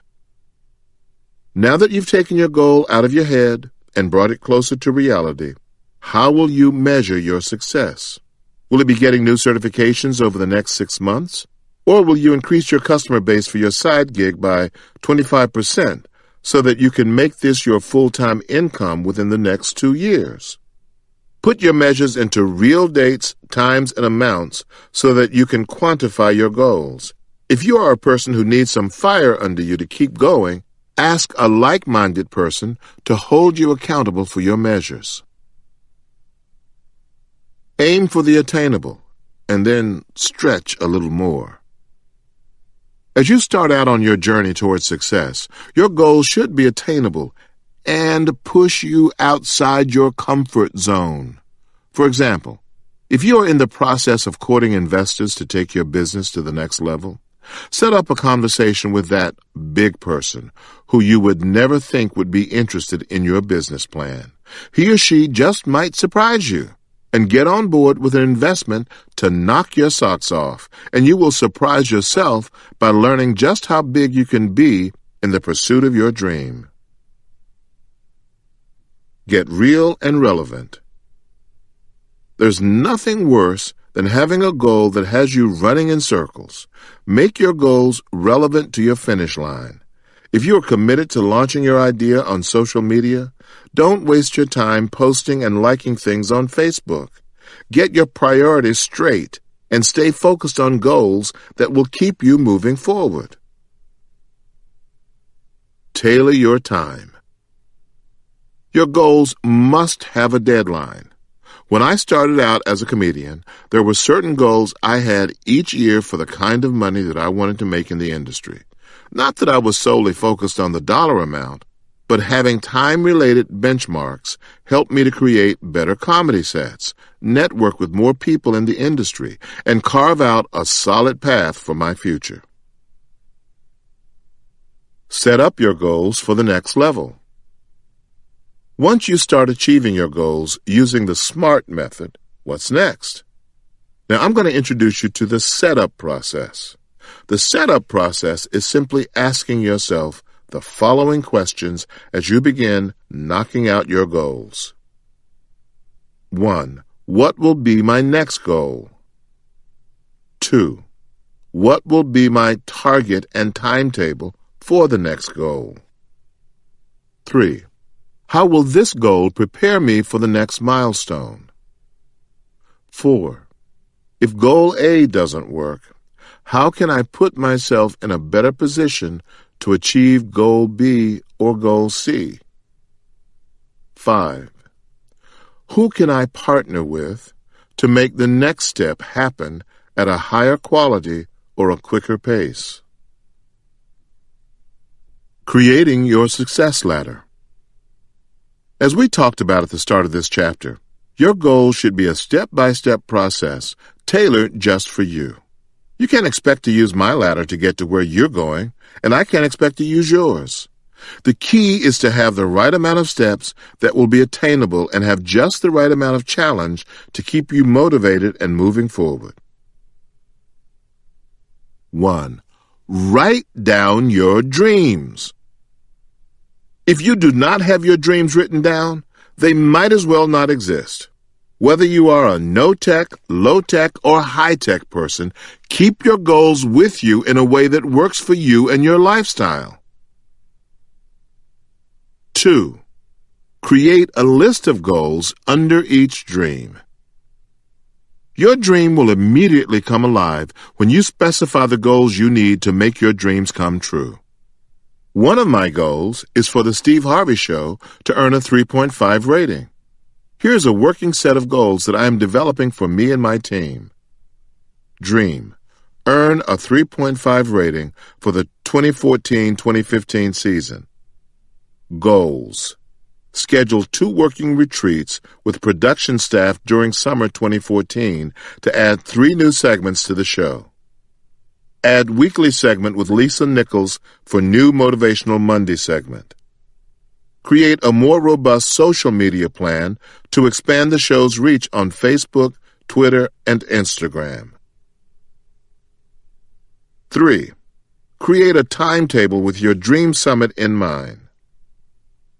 Imagine where you want to be in the next 5 years and begin creating your goals from the perspective of achieving that dream. For example, let's say you want to write your first book in the next 3 years. 4. Get smart and set up your goals with power. Using SMART goals and the setup process are powerful ways to make your goals practical and attainable.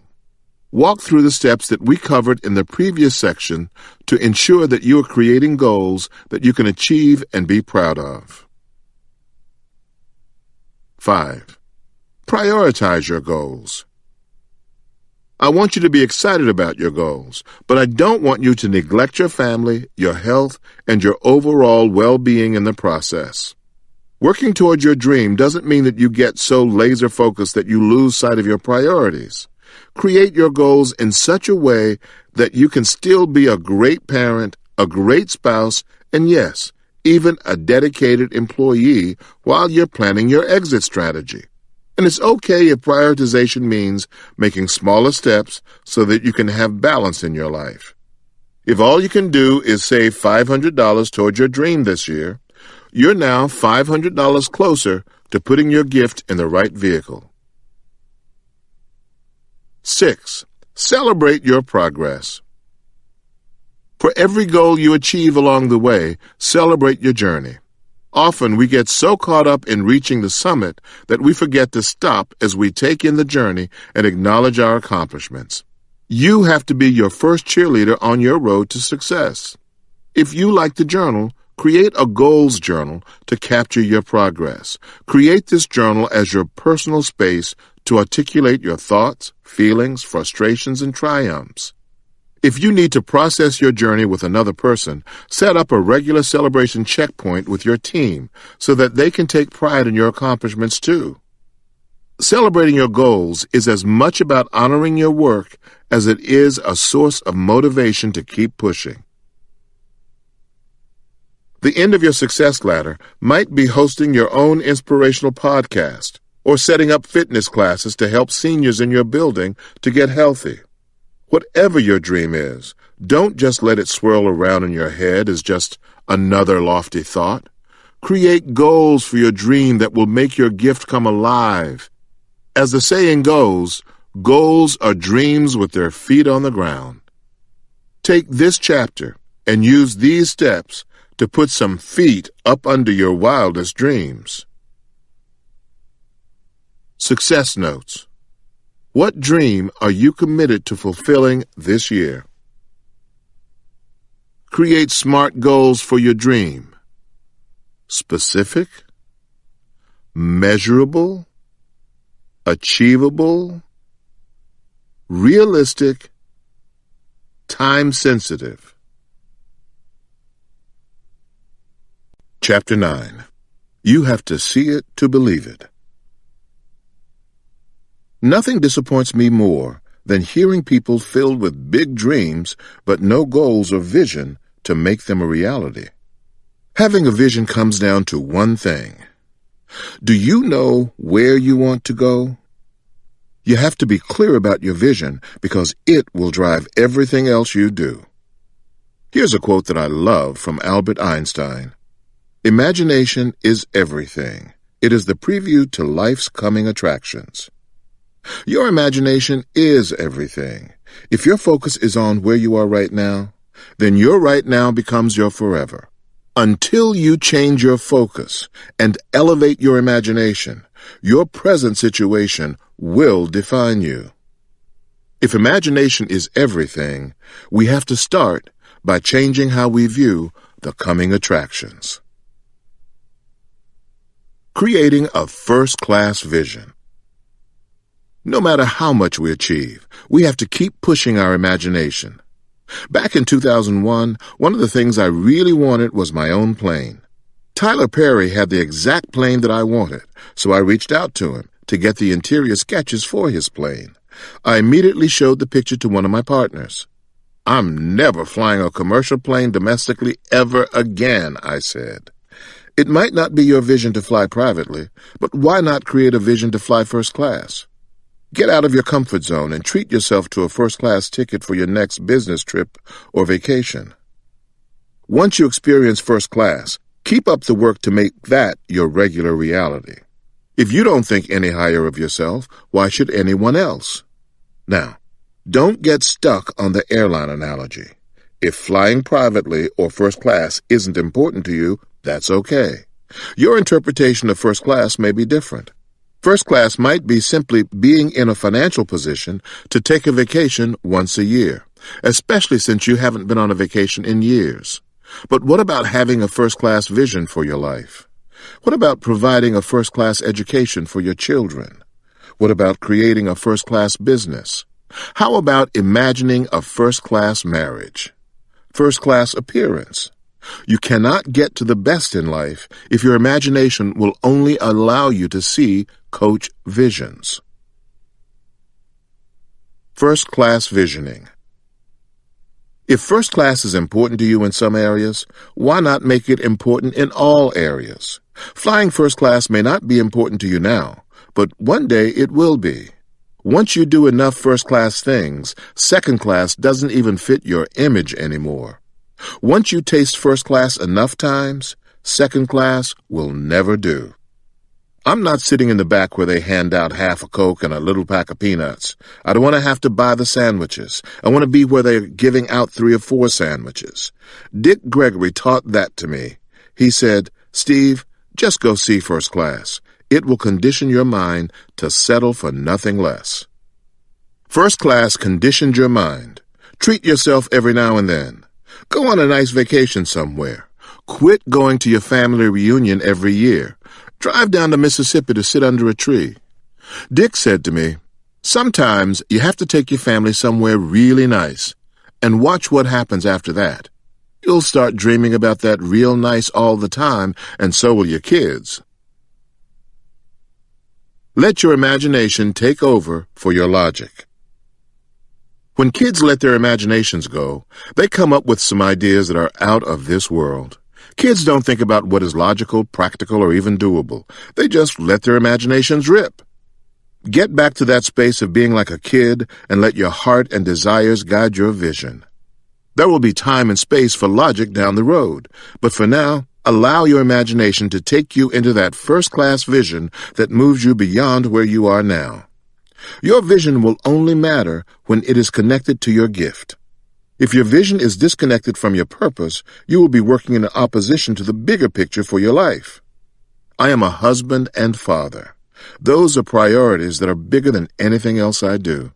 I can't create a vision that gets in the way of my responsibilities as a husband and father and think they will lead me to my best future. Make sure you're clear about what your gift is before you create a vision, because you don't want to be on a first-class flight to the wrong city. Believe you can have it. God bestowed upon you a gift and placed in you a vision for your gift that does not harm others, because He wants you to have your heart's desire. Do not limit your vision because you don't think you're in the right place or know the right people. The greatest thing about creating your vision is that it is as expansive as your imagination. You deserve a first-class future, and your vision should reflect this belief. Even if you had a past filled with failure, you can create a new vision now. Let go of the past and think toward the future. Leave a history of mistakes behind and dream of wonderful, successful tomorrows. Write down your vision. Make it simple and direct. The written expression of your vision for your life is a literal manifestation of the lifestyle you will attain. In writing a vision down, it gains power. Your board will make you better. I took writing down my dreams further by building a vision board. Not only did I want to read about my vision, I want to see my vision. When I first started building my vision board, most people around me didn't understand. Some people said, "Steve, you have plenty of money. What are you doing with a vision board?" But let me tell you something. I don't rest on my laurels. I want to spend my entire life growing and learning. This may be the case for all successful people I know. Their life is not about getting more, it is about doing more. I have a vision board to offer my life continued direction. There are still things I want to accomplish. I have learned from my past that the best way for me to conquer my goals is to put them in front of me, where I can see them at all times. Wherever I am, whether I'm sitting at my desks in Atlanta or Chicago, or checking my iPhone, the first thing that pops up on all these screens is my vision board. Regardless of where I am, I want all of my vision to be at the forefront of my mind and in my spirit. And not only is my vision board visible everywhere I look, every vision I have is directly connected to advancing the areas of my life that are most important to me. And I find ways to make those visions live beyond the screen. Some of the current images on my board include the following. Earning a 3.5 rating for The Steve Harvey Show.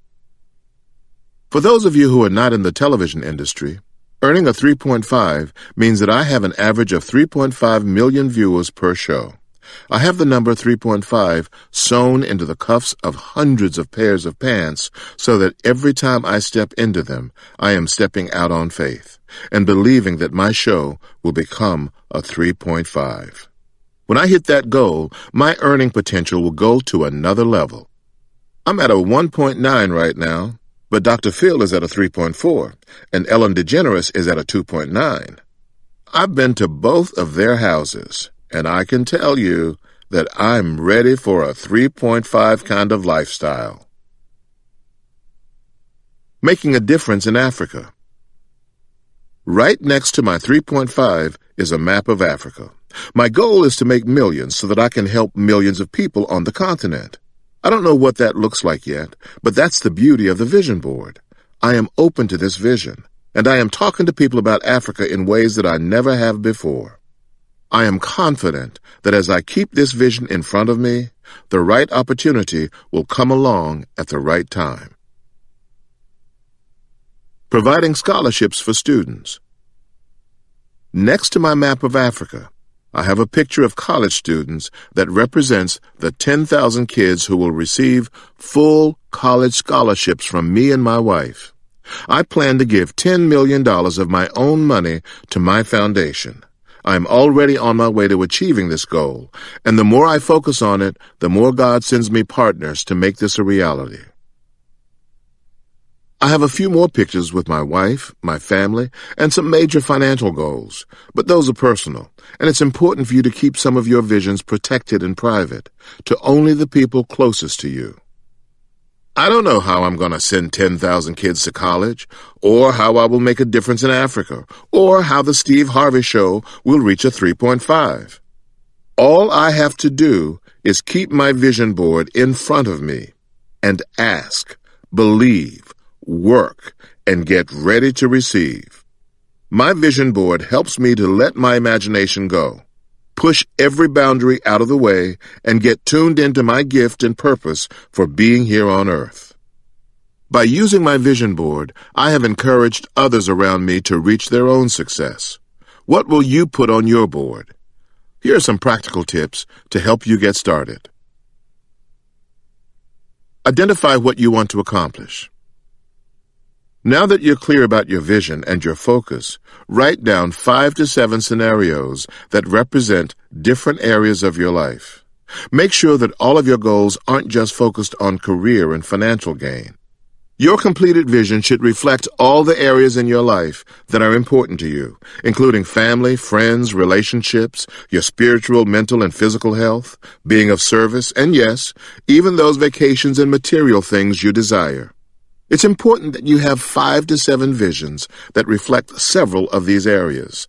This will prevent you from focusing completely on one area of your life while ignoring others. When you look at your completed vision board, it should be a reflection of the whole you. Design your board. 1. Place your photos and your images on your board in such a way that it will speak to you and make you want to look at your board on a daily basis. You can make it as plain or as elaborate as you want. The key is to make sure that it motivates and inspires you to achieve your dreams. Do you want your board to be physical or virtual? This is totally about your lifestyle. If you're like most people, your phone is a lifeline. If that is the case, you should have a digital vision board. That doesn't mean that you don't print it out and place it in your bedroom, office, or even in your car. The beauty of a digital board is that you can have both. If you choose to go old school and simply print pictures and paste them to a piece of paper, the outcome is the same. 2. Pull your pictures or video for your board. As long as the image represents your destination, it will work. Don't be abstract. When you look at this, it should be a clear representation of what you want and where you want to end up. 3. Place photos and videos on the board in any way that speaks to you and will motivate you to look at and act on your visions every day. You can make your digital or physical board as plain or decorative as you desire. I actually just have pictures and a few words that have great meaning to me. I know others whose boards look like a bedazzled masterpiece. It is about what works for you. 4. Place the board in as many places as possible. This is important. I know people who have created boards, beautiful vision boards, which they never look at. The point is for you to remind yourself of what you're living and working for. Don't just let your board gather dust somewhere or become just another screensaver. Make sure you put it somewhere you can see it and keep it in the forefront of your mind. The whole point of having a vision board is for you to create a life worth living. I truly believe your vision board will help you to lead a better life. Some visions may take longer than others to reach, but if you stay focused and work hard, I am a witness that what you believe will come to pass. There will be things that you know how to get and some things that you need to leave in God's hands. People of faith often say, acknowledge Him in all your ways, and He will direct your path. When you focus on your vision and connect it to your gift, you are on your way toward success. Chapter 10. Man on a Rope. I happen to have had a brief friendship with the late, great Butch Lewis, who was a fight promoter. I didn't spend a lot of time with Butch. Most of our conversations were over the phone. But he came to me at a time in my life when I was really, really down. It was around 2005, and I was trying to get my life together. He shared an analogy with me that has stuck with me. I call the analogy man on a rope. For those of us striving to become successful, our journey can be compared to the task of pulling a wagon up a steep hill. Those willing to make the climb are typically business leaders, business owners, head of the family, running a foundation, leading children, or pastoring a church. This wagon is like a wooden wagon that you may have seen in a Western movie. Our responsibility is to pull that wagon uphill. This wagon doesn't have rubber wheels on it. It doesn't have a motor. It doesn't have wire spokes. It is just an old wagon that you're pulling up a hill. It has no horse in front of it. It doesn't have a mule in front of it. It has but a single thick burlap rope. Think of one that can be found in gym class, except twice the size.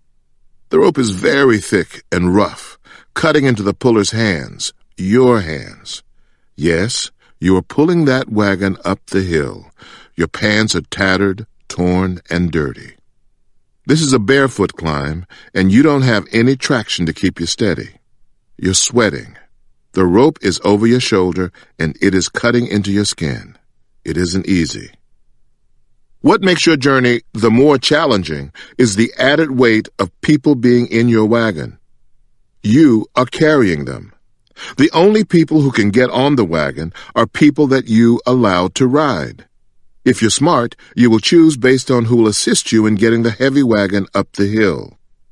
You don't want a cart full of dead weight. No one else can pull the wagon but you. You are the one who wants to become successful. You are the one with the gift and the vision. Who do you have on your wagon? People can aid in your climb, but they can't pull your rope for you. What you're looking for are people who have one leg over the side, pushing with their toe, trying to help you pull the wagon up the hill. They're not strong enough on their own to have their own wagon, but they're good enough that you are letting them help your wagon get up the hill. You have some people on the wagon whose job it is to cook and bring food to you. Along the way, if you're a man, you may want to find a woman who will get off the wagon to dab your brow, keeping sweat from getting in your eyes. She should be willing to even kick rocks out of the way for you. She will cheer you on. At night, when you get to sit down and put your foot up against a rock, you can't let go. You have to wrap the rope around your waist when you lean back to take a rest. Everyone else is still on the wagon. Even when you're asleep, your wagon is still heavy.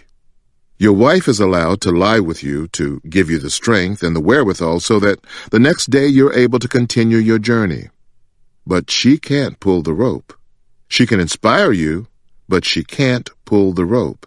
She can whisper in your ear encouraging words, but she can't pull the rope for you.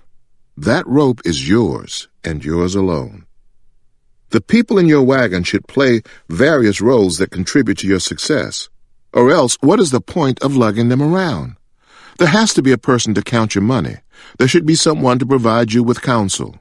The problem with dragging everybody up the hill is that some are not contributing. When they see that you are not looking, they take their foot up and just ride a bit. Some people have gotten so slick with it that they have figured out how to get up in the middle of the wagon and not do anything at all but just ride on your wagon. I have watched many successful people's eyes tear up when I have shared this story. It reminds them of the dead weight that they have been carrying and the people who are along for the ride, the friends who have taken advantage of their generosity, and in the worst-case scenario, the spouse or the manager who ran off with their money. Who is in your wagon? Joel Osteen told me, God has lined up all the people in your path to get you to your dreams and your visions. All you have to do is get rid of the wrong ones. Who do you have on your wagon that isn't helping you get up the hill? You want people who can propel your vision. When pulling a wagon up a hill, everyone on board must have a role of value or significance. If I have an old wagon and a rope, then I would like to have somebody who at least at night would come down there and put a little fabric softener on the rope that might make the rope a little bit easier. Maybe somebody who has an oil can grease the wheel. Somebody who has the ability to fix a broken wheel. Someone who does wagon repair in case a rivet comes loose. You want to have people with you that can aid you on your journey. Adding models to your wagon. When you start selecting models to put in your wagon, be clear that they are modeling their gift for you. I have seen some terrible choices made when people selected role models to fill the wrong roles. You may select a man who is a brilliant businessman, but is an awful husband. Now, as long as he is a business role model, you're in good shape. I recommend you identify role models who provide you guidance and wisdom in your gift, your career, your finances, and your health. When you choose someone to model, they should have a track record of success. Additionally, the role model should show a commitment to providing direction to others. Mastery in an area doesn't mean you possess the energy that should be imitated. You may have access to an elected official who has consistently been reelected, raises tons of contributions, and actually gets some things done. But if his integrity is off, why would you want to model his actions?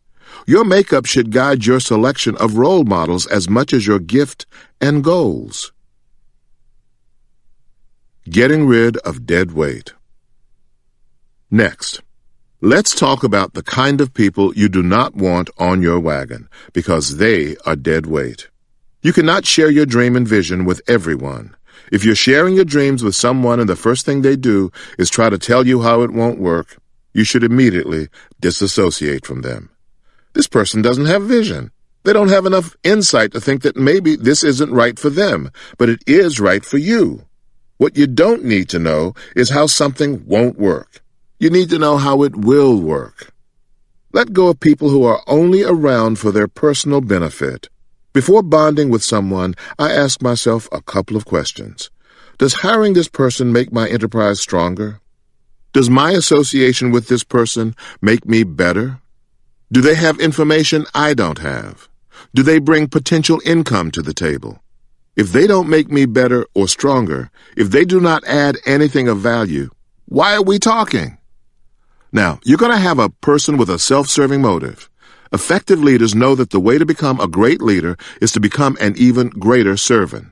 Some people are not even willing to be of service to you, but are coming around you to see what they can get out of you. They see their needs as taking priority over your vision for your future. That's a dangerous person. They can make you feel drained of energy. Avoid people who always have chronic bad days. In their mind, nothing ever works in their favor. They have a chronic woe is me campaign that they keep on full blast. This kind of negativity depletes enthusiasm. You don't need the woe is me speech every day. Another personality type that I recommend distancing yourself from are individuals who have to be right all of the time. They go out of their way to be right, but not necessarily correct. Who has time to tangle with this personality? Wherever you're going, this person will not be able to get you there. You should also be leery of procrastinators. Procrastinators will weigh you down. Action is the prescription for moving forward. Procrastination is the prescription for boredom. Procrastinators are waiting, and they often create more excuses to continue waiting. It isn't the right time. I'm going to wait until it is sunny outside. I got up late. I called them and they didn't pick up the phone, or they didn't reply to my email. Procrastinators are going nowhere. Do not let them impede your journey to success. You should be living your life surrounded by people who are like-minded, service-oriented, grateful, who are trying to accomplish things and bring something to the table. Success notes. Who has to go and how? Name the people who are currently in your inner circle who have to go and not even move to the periphery of your life. How will you make the transition with them individually? Chapter 11. There is no self-made man. I'll be honest with you. Up until just recently, I really believed that I could take on my life by myself. I was raised by two strong parents who taught me that the world doesn't owe me anything. They told me that if I wanted something, I needed to put my head down, lift up a prayer, and get to work. I followed this philosophy to a T, and my life was truly a reflection of a work hard and ask no one for anything philosophy. For most of my life, this strategy worked. But I wasn't really winning. I was working twice as hard to get half as much. It wasn't until I humbled myself, started really listening to other successful people, and watching how they worked with each other that I realized there is a different set of rules at play. I began to recognize and meet people who wanted to help me, who wanted to do business with me, and who actually wanted to see me do well. I don't want you to deny yourself anything just because you're too proud or stubborn to realize that God often uses other people to assist you in reaching your destiny. These people are like treasure chests, waiting at strategic moments in your journey to provide you with what you need. Asking for what you want is the only key you need to open the chest and enjoy the treasure. Everything we do in life that's worthy of note requires gifts that are beyond our own. How we utilize the blessings of our relationships is the key to making it big. As you get transfers along your path, you have to connect with others because there's no such thing as a self-made man or woman. No one builds anything of any great magnitude alone. There's nothing wrong with partnering with someone else. Many times people miss out on opportunities because they're trying to keep it all for themselves. Look at it this way. You can either have all of an 8-inch cake or you can have half of a sheet cake. At the end of the day, that half of a sheet cake is much more than having an 8-inch cake all to yourself. You also have to keep your eyes open for like-minded people, for others who are on the same wavelength as you. Partnerships give you another person to bounce around ideas with, and it can help you see things from an angle that you didn't even consider. Once you find a partner, he or she won't necessarily be your partner for life. Not everybody who begins the journey with you can go where you are headed. When I started out, I had a lot of partners, but I quickly learned that not everyone was capable of going to the next level with me. Connect with other dreamers. I am blessed because God kept putting other dreamers in my life to keep fueling me when I couldn't fuel myself.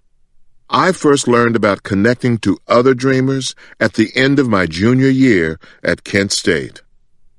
Arsenio Hall and I attended Kent State at the same time, and I remember when our whole crew was discussing what we were going to do during the summer. Most of us had jobs lined up for the summer, but Arsenio said, "I'm going to Hollywood." We laughed at him because it didn't make sense to us. I even said, "What are you going to do in Hollywood?" He didn't even flinch, just said, "I'm going to be famous." I saw him taking a few theater classes, but I didn't think he was serious. But sure enough, Arsenio went to Hollywood that summer, and I ended up flunking out of school. After that summer, I forgot about my dreams and started focusing on paying the rent. I was making $13 an hour at a job.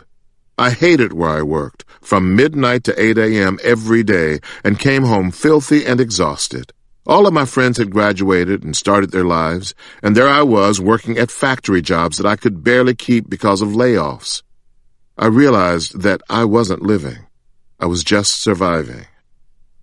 One night, a few years later, I was sitting on the edge of the bed, watching TV and preparing to go to work when I heard, "And introducing from Cleveland, Ohio, Arsenio Hall." I looked more closely at the television, and sure enough, there was Arsenio on Don Kirshner's rock concert. Arsenio had done it. There he was telling jokes and becoming a comedian just like he said he would. He made it to Hollywood and he was on his way. I was sitting there in awe, saying, "Wow!" I started calling all of my friends, waking them up and telling them to turn on the TV. When I got to work later on that night, I kept saying, "I know this dude, and he had dreams just like me. If he had a big dream and made it, I could too." To this day, I don't even know if Arsenio knows that he changed my life. But I learned that being around another dreamer can push you when you forget how to dream for yourself. Asking for what you want. There are no self-made men. You need others around you for inspiration and motivation, and I'm certain that at some point you will also need them for material resources or advice. Whatever the case, you need to be bold enough to ask. I didn't always feel this way. In fact, what encouraged me to begin asking was realizing that I had nothing to lose. I also had nothing to prove and nothing to be ashamed of, so rejection was nothing to fear. I got nothing that I need from you, so I'm simply putting forth a request. Recognizing this practically doubled my confidence level. It strengthened me to go forward and ask. You have no idea of the number of successful people around you who are waiting for someone to come up and ask them for assistance or guidance. I could have saved myself a lot of pain if I didn't mind asking people for things. Little did I know how many people were sitting around just waiting to have a discussion with me, to have an association with me. Magic Johnson doesn't mind sitting down talking.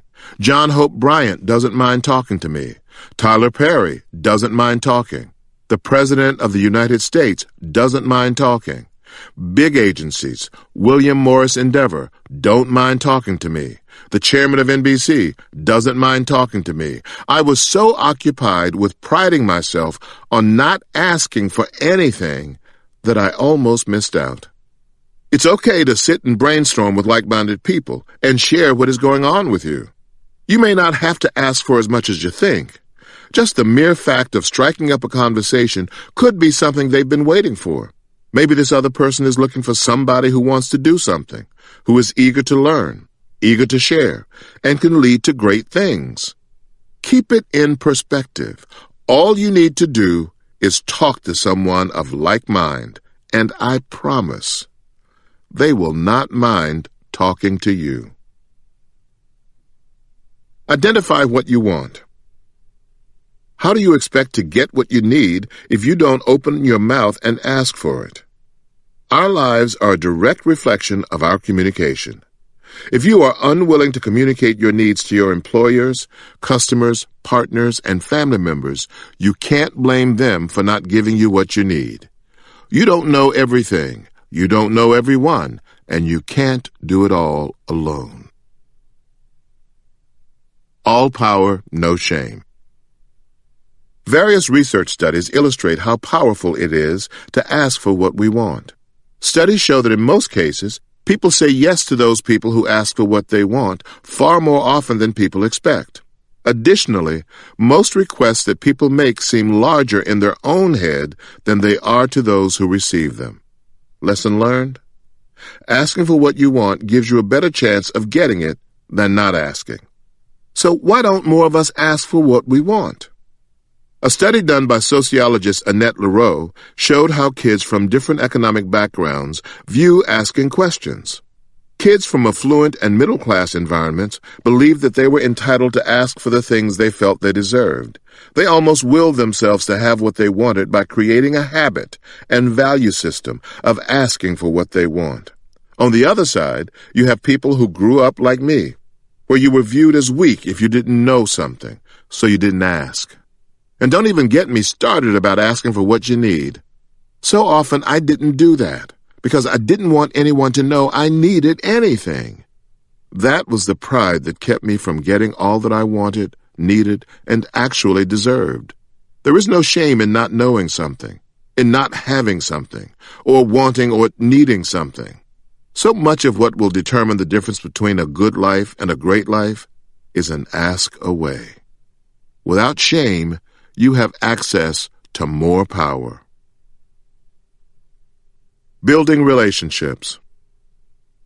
While there is power in the ask, there is also risk involved. People might say no. Some may make assumptions based on our wants or needs, and still others might reject us and our boldness in asking for what we want.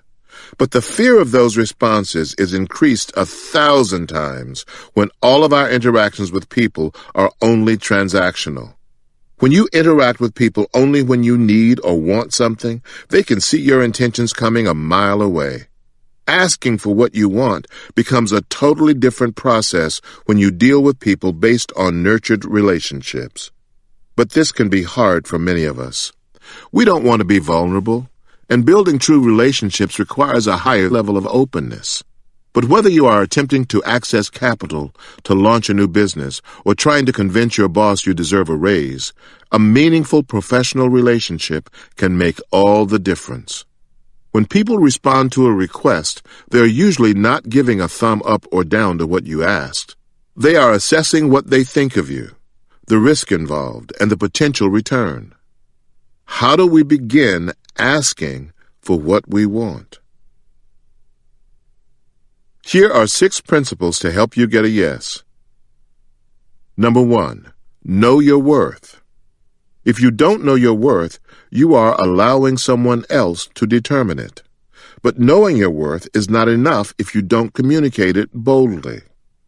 If you have determined you are worth $150,000 a year, you have to be willing to fight to get as close to that value as possible. In fact, you should be prepared to go in asking for more than $150K to give yourself room to negotiate down to what you want. As with any request, you may not get exactly what you want. However, when you know your value and fight for it in a professional way, I guarantee you will walk away from the table with more than if you had asked for nothing. Number 2, recognize what you deserve. Far too many people, women in particular, put their wants and needs on the back burner for the benefit of everyone else. There's nothing noble about denying yourself the life you were destined to have to accommodate someone else. That doesn't mean we don't make compromises for people we love or those we're building businesses with. But if your needs are always being put on hold, you have to pause and reprioritize your values and commitments. Warning. Be careful that you don't confuse what you deserve, which is what you work for, with a sense of entitlement, which is what you want but didn't work for. Number 3. Get specific. It is important to be specific about what you want and need. Failure to communicate what you need will add more time and frustration to your timeline. Number 4. Don't assume anything. People are not mind readers. I don't care how well you know someone. Never assume that they know what you want or need, even if you think they should know. Get crystal clear about your needs beforehand. Number 5. Communicate your values. Be firm about what you will and will not stand for. The quickest route to frustration is a failure to communicate your value system. This can be challenging when you are in a place of real need. But don't be someone who can be easily bought. Don't compromise your standards. Number 6. Recognize that no is not a rejection. The bank, your boss, and even your significant other will not always say yes. They may not be able to give you what you want.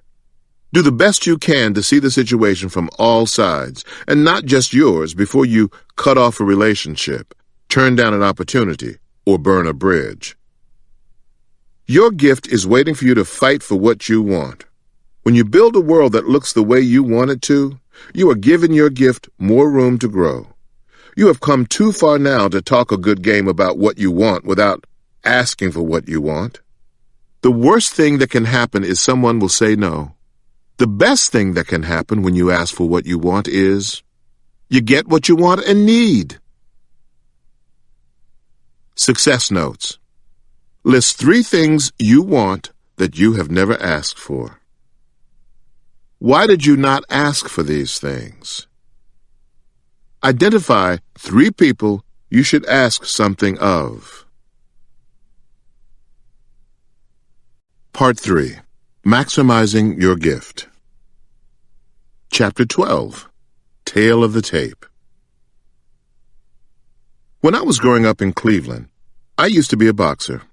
I absolutely loved the sport as a child, and I still love it now. Any true boxing enthusiast can tell you about the tale of the tape, which is a pre-fight analysis that shows detailed measurements for each fighter. When you watch the tale of the tape on TV, the measurements typically include each boxer's age, weight, height, and arm reach.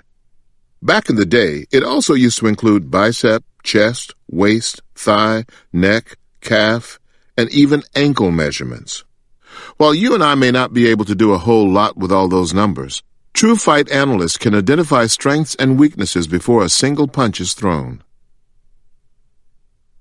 Know your opponent. One of the greatest fights in the history of boxing was the 1974 Rumble in the Jungle between the undefeated heavyweight champion George Foreman and former heavyweight champion Muhammad Ali. The fight took place in Kinshasa, Zaire, now Democratic Republic of the Congo. And nearly all of the experts predicted that the younger, stronger, more powerful champion would defeat the older, flamboyant, but weaker former champion. Ali knew better than anyone what his strengths and weaknesses were. He knew he couldn't punch harder than Foreman, and he knew that his typical dancing around the ring was not going to have the same impact on Foreman as it had on previous fighters with different skills. Ali assessed his challenger's skills and looked at them next to his own. As a result, he devised a strategy that he had never used before. For the better part of 8 rounds, Ali leaned back against the ropes, allowing Foreman to throw punches that took major effort and caused minimum damage. In the meantime, Ali would get in close to Foreman, lean on him so that Foreman was holding Ali up, and take quick jabs to his face. By the 8th round, Foreman was weak from all the blows and Ali's jabs. Ali knocked Foreman out in that round and stunned many in the boxing world.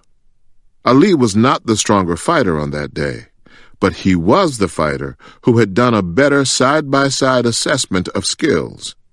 You have to take on this same mindset as you are looking at new opportunities, new career moves, and even relationships. Just like in boxing, what is a weakness against one fighter may be a strength against another.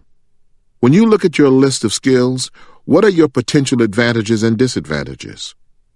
If you have strong skills in communications, project management, and team building, but you have weaknesses in budgeting and finance, it is unlikely that your skills would match up well for a chief financial officer position. On the flip side, if you have strengths in technology and digital design, your skills could line up well for a chief technology officer. Make sure you know your opportunity, relationship, or job well enough to size up its requirements in relation to your skills so that you can knock it out of the park. Success requires your best effort. You cannot give your best when you don't know what your best is. Knowing your strengths and weaknesses is important because you need to learn how to maximize your wins and minimize your losses. Taking on the challenges of life, business, work, health, and family means you will have to take and throw a lot of punches. Being honest about your weaknesses will put you in a place to take fewer punches and minimize being knocked off your path to success. Finally, each of us has the ability to either evolve and grow stronger or remain stagnant and become weaker. When you know what you do well, you can develop a strategy for growth. All of this is possible with a little work, but none of it can happen if you don't take the time to know your strengths and acknowledge your weaknesses. How to know your strengths and weaknesses. Assessing your strengths and weaknesses is not an emotional process. Rather, it is a process for you to catalog your skills. Knowing what you do well versus what you still need to improve upon will help you to identify your personal skills and traits. As you begin this treasure hunt to uncover your qualities, here are the areas to start looking for your strengths and weaknesses. Knowledge-based skills.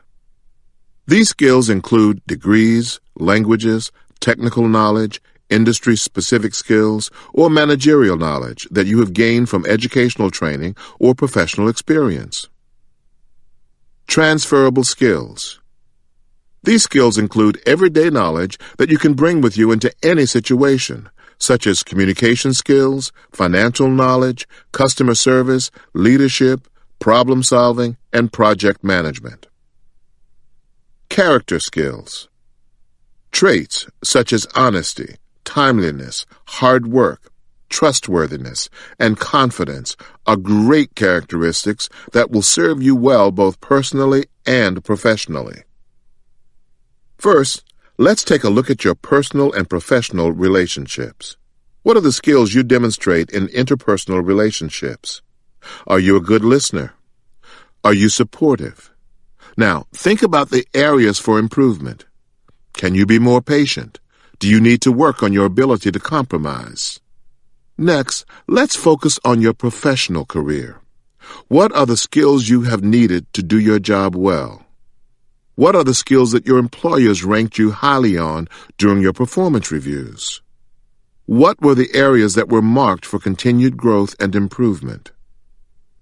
Now that you have a list of skills in these two major areas, I want you to identify what kind of skill it is. For example, knowledge-based, transferable, or characteristic. Note whether it is a strength or a weakness, and evaluate each as follows: superior, good, proficient, and needs improvement.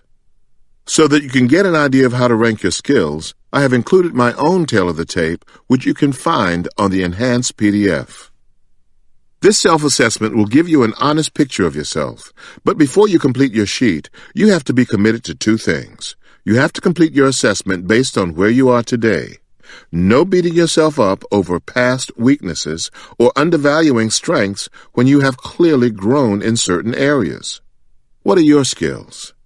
Write them down on your own personal tale of the tape table, included on the enhanced PDF. Using an outside observer. Your personal assessment is important, but you also need an outside perspective. You may want to consider hiring a business development coach to assess your skills.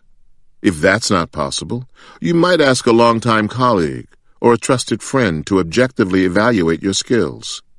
If there are a number of people you can rely on in your inner circle, you may want to consider one person to give you a personal assessment and another for your professional assessment. As you start working with your outside observer, here are 3 things to keep in mind. Number 1, be open. Your feedback with your outside observer will be more effective if you can let go of your beliefs and hear what your observer has to say. Number 2, keep your emotions in check. Your observer might uncover something that might hit a nerve.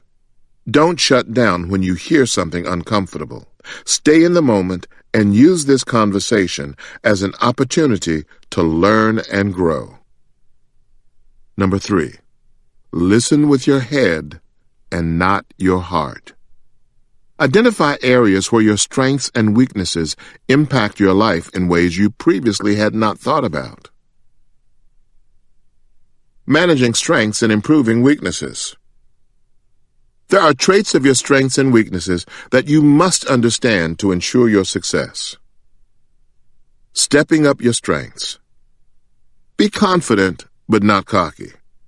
Know your strengths and use them to your advantage. Be confident enough to insert your skills into opportunities that will provide advancement and growth. However, even your strengths have limits. Know your limitations and manage them well. Stay fight ready. Floyd Mayweather Jr.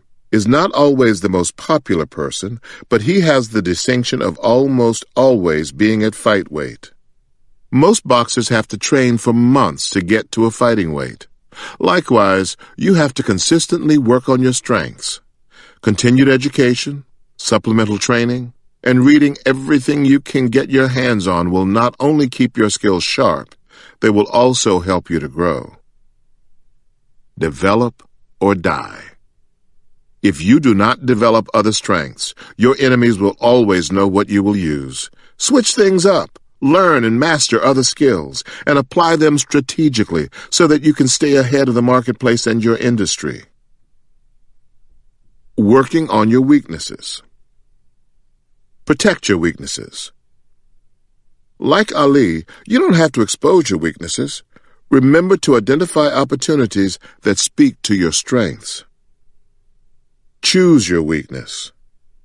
Weaknesses are only a detriment if you allow them to be. Create partnerships with people whose strength is your weakness. Learn from them and build that area so that you can grow stronger. Develop or die. If you stay the same, your enemies will know where to attack you. Continue to develop, and even areas that need improvement can be assets. Knowing your strengths and weaknesses is without question the difference between your success and your failure. Assess your skills and develop a strategy so that your skills will always be used for your advancement.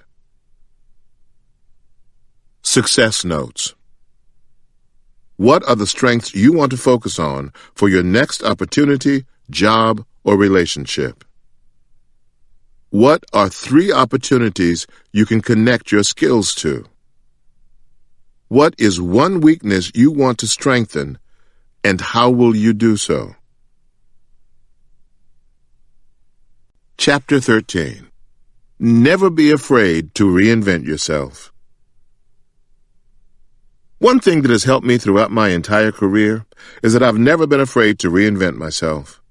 When I was the host for Celebration of Gospel for 13 years, that was a complete 180-degree turn from being one of the original kings of comedy. I used my past experience of growing up in church to host Celebration of Gospel, which then propelled me into a broader space of people. My willingness to reinvent myself yet again from being a solo act to being part of a touring act with a group of men opened the door for the film The Original Kings of Comedy, which then propelled me on a national level as never before. Next, at the request of HarperCollins, I had an offer to write my first book. I never set out to become an author, but I released myself from that fear, and that book went on to be a great success. The popularity of Act Like a Lady, Think Like a Man led to Fremantle Media coming to me and saying, "You are very popular among women. We have a game show we'd like you to look at." Thus came the birth of me hosting Family Feud. I always wanted to do a late-night talk show, but after my success with Family Feud, NBC and Endemol approached me. "We have a daytime project for you." I lost my fear of daytime television and launched into doing my own show. My constant willingness to reinvent myself has helped me not to get stuck on stale, meaning desiring one thing my entire life. Change comes in every person's life. You can either react to it or you can participate in it. I choose to participate in all the changes in my life. If you live your life reacting to change, you are then behind the 8 ball. My choice is to be proactive and to participate in the change. I truly believe that that's been a huge part of my success. The more willing you are to accept change and to be a part of change, the more successful you will become. Maximizing your experiences. Diversifying your gifts also means knowing how to use other experiences in your life. Most of us really only have one talent. My talent is to take information and to immediately transfer it into other kinds of platforms. I know how to take information and transform it into comedy, inspiration, motivation, and/or guidance. I thought my only talent was transforming information into comedy. As I've gotten older, my experiences have shown me that I can take that information and transform it into being an inspiring, sharing, and motivating person. If you are a hairdresser, your gifts may lead to teaching or leading seminars at a hair school or creating hair products or hosting your own hair TV show. You never know. You just have to stay open to diversifying your gift. Let me break it down using my friend Earvin Magic Johnson. Magic is one of the greatest basketball players the world has ever seen. But I don't believe that his gift is playing basketball. I believe that his gift is connecting with people in a way that few can. Basketball was a talent. What Magic has done off the court is his gift, strengthening communities with resources and commerce by convincing the right people to believe in his vision.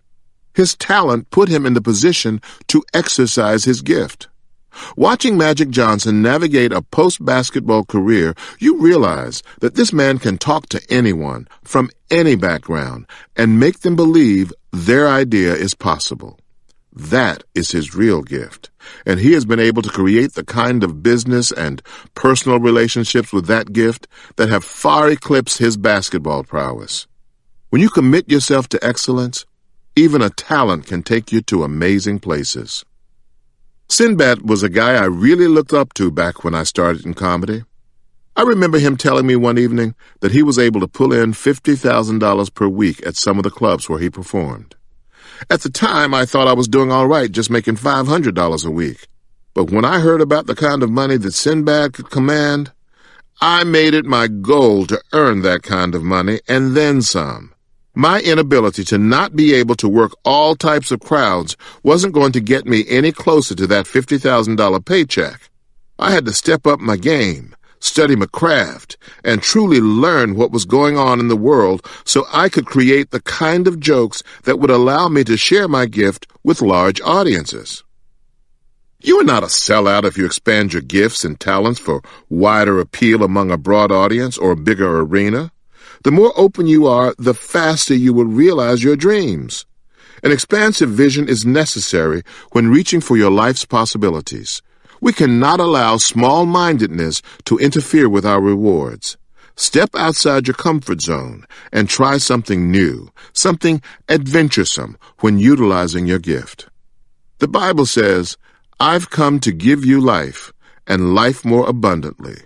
Nowhere in that scripture does it say, "I've come that you might have a comfortable, safe, boxed-in life that makes everybody happy."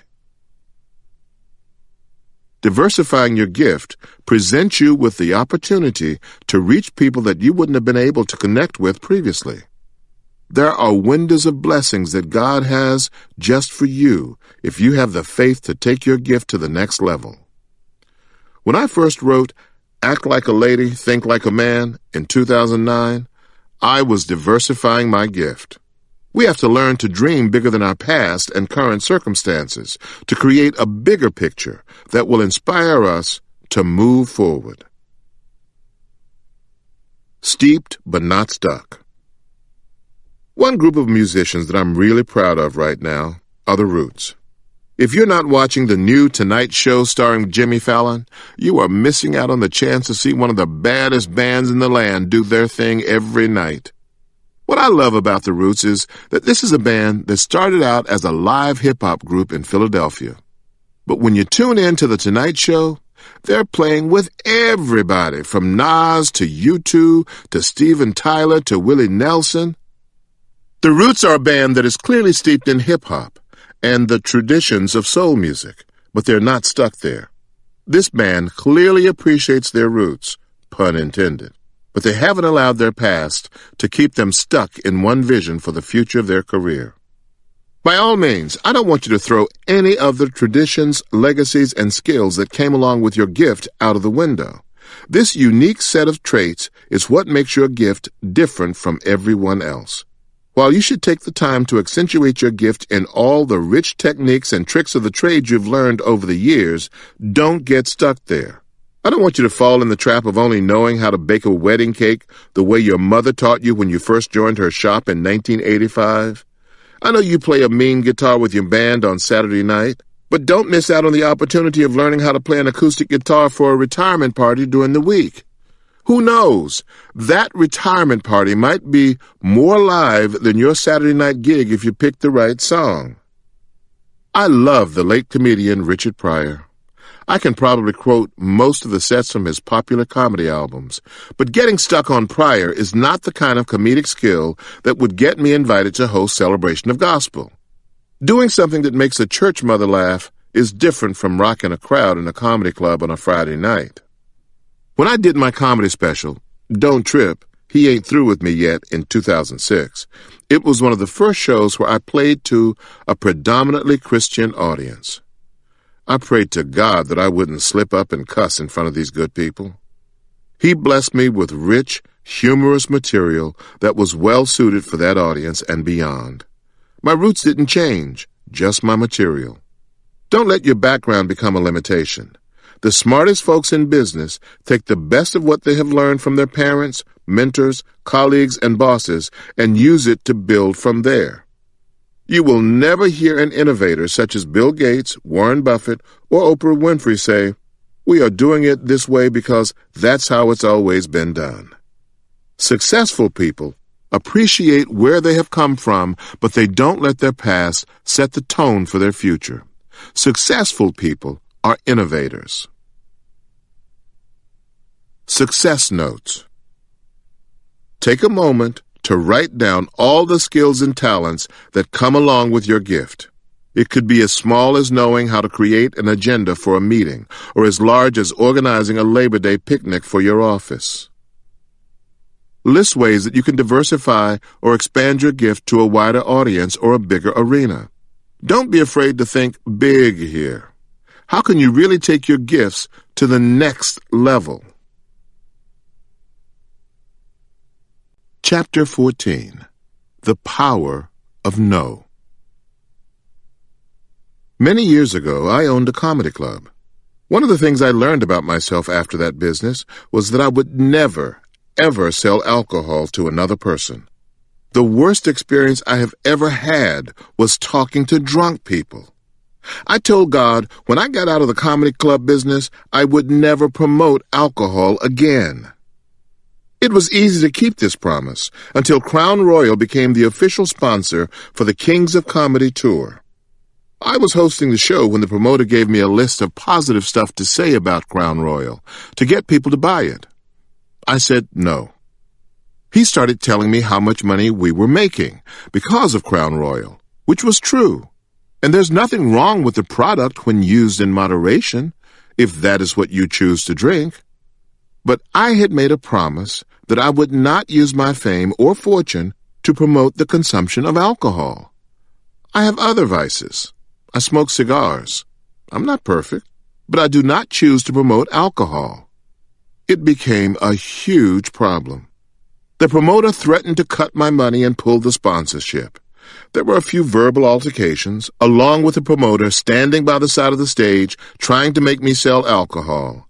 He also told me I had to. I told him I wouldn't, and he couldn't make me. This battle went on for about 6 weeks. He did everything to make me promote alcoholic beverages. I really liked the people at Crown. They came to the show and were great sponsors. They helped us out in a big way. The crown on the bag signified the kings. It was a great tie-in. I explained to Crown Royal that I wouldn't sell it because I didn't like what it does to people. Who doesn't understand that? Because I am famous, the star of the Steve Harvey Show, they realized that if I said it, it would carry a lot more weight. I'm not saying that you're not supposed to drink it. As a person of integrity, I'm saying that I will not sell to people something I won't use. I had to stand my ground. Crown Royal understood what I was talking about. They understood that they couldn't make me promote their brand. I stood for something. I have always thought it was important to stand for something, and I stood proudly. No is a powerful word. I risked being fired to stand up for what I believe in. Being able to say no will help you become confident in setting personal standards, as well as being comfortable setting boundaries, both of which are critical in your journey towards success.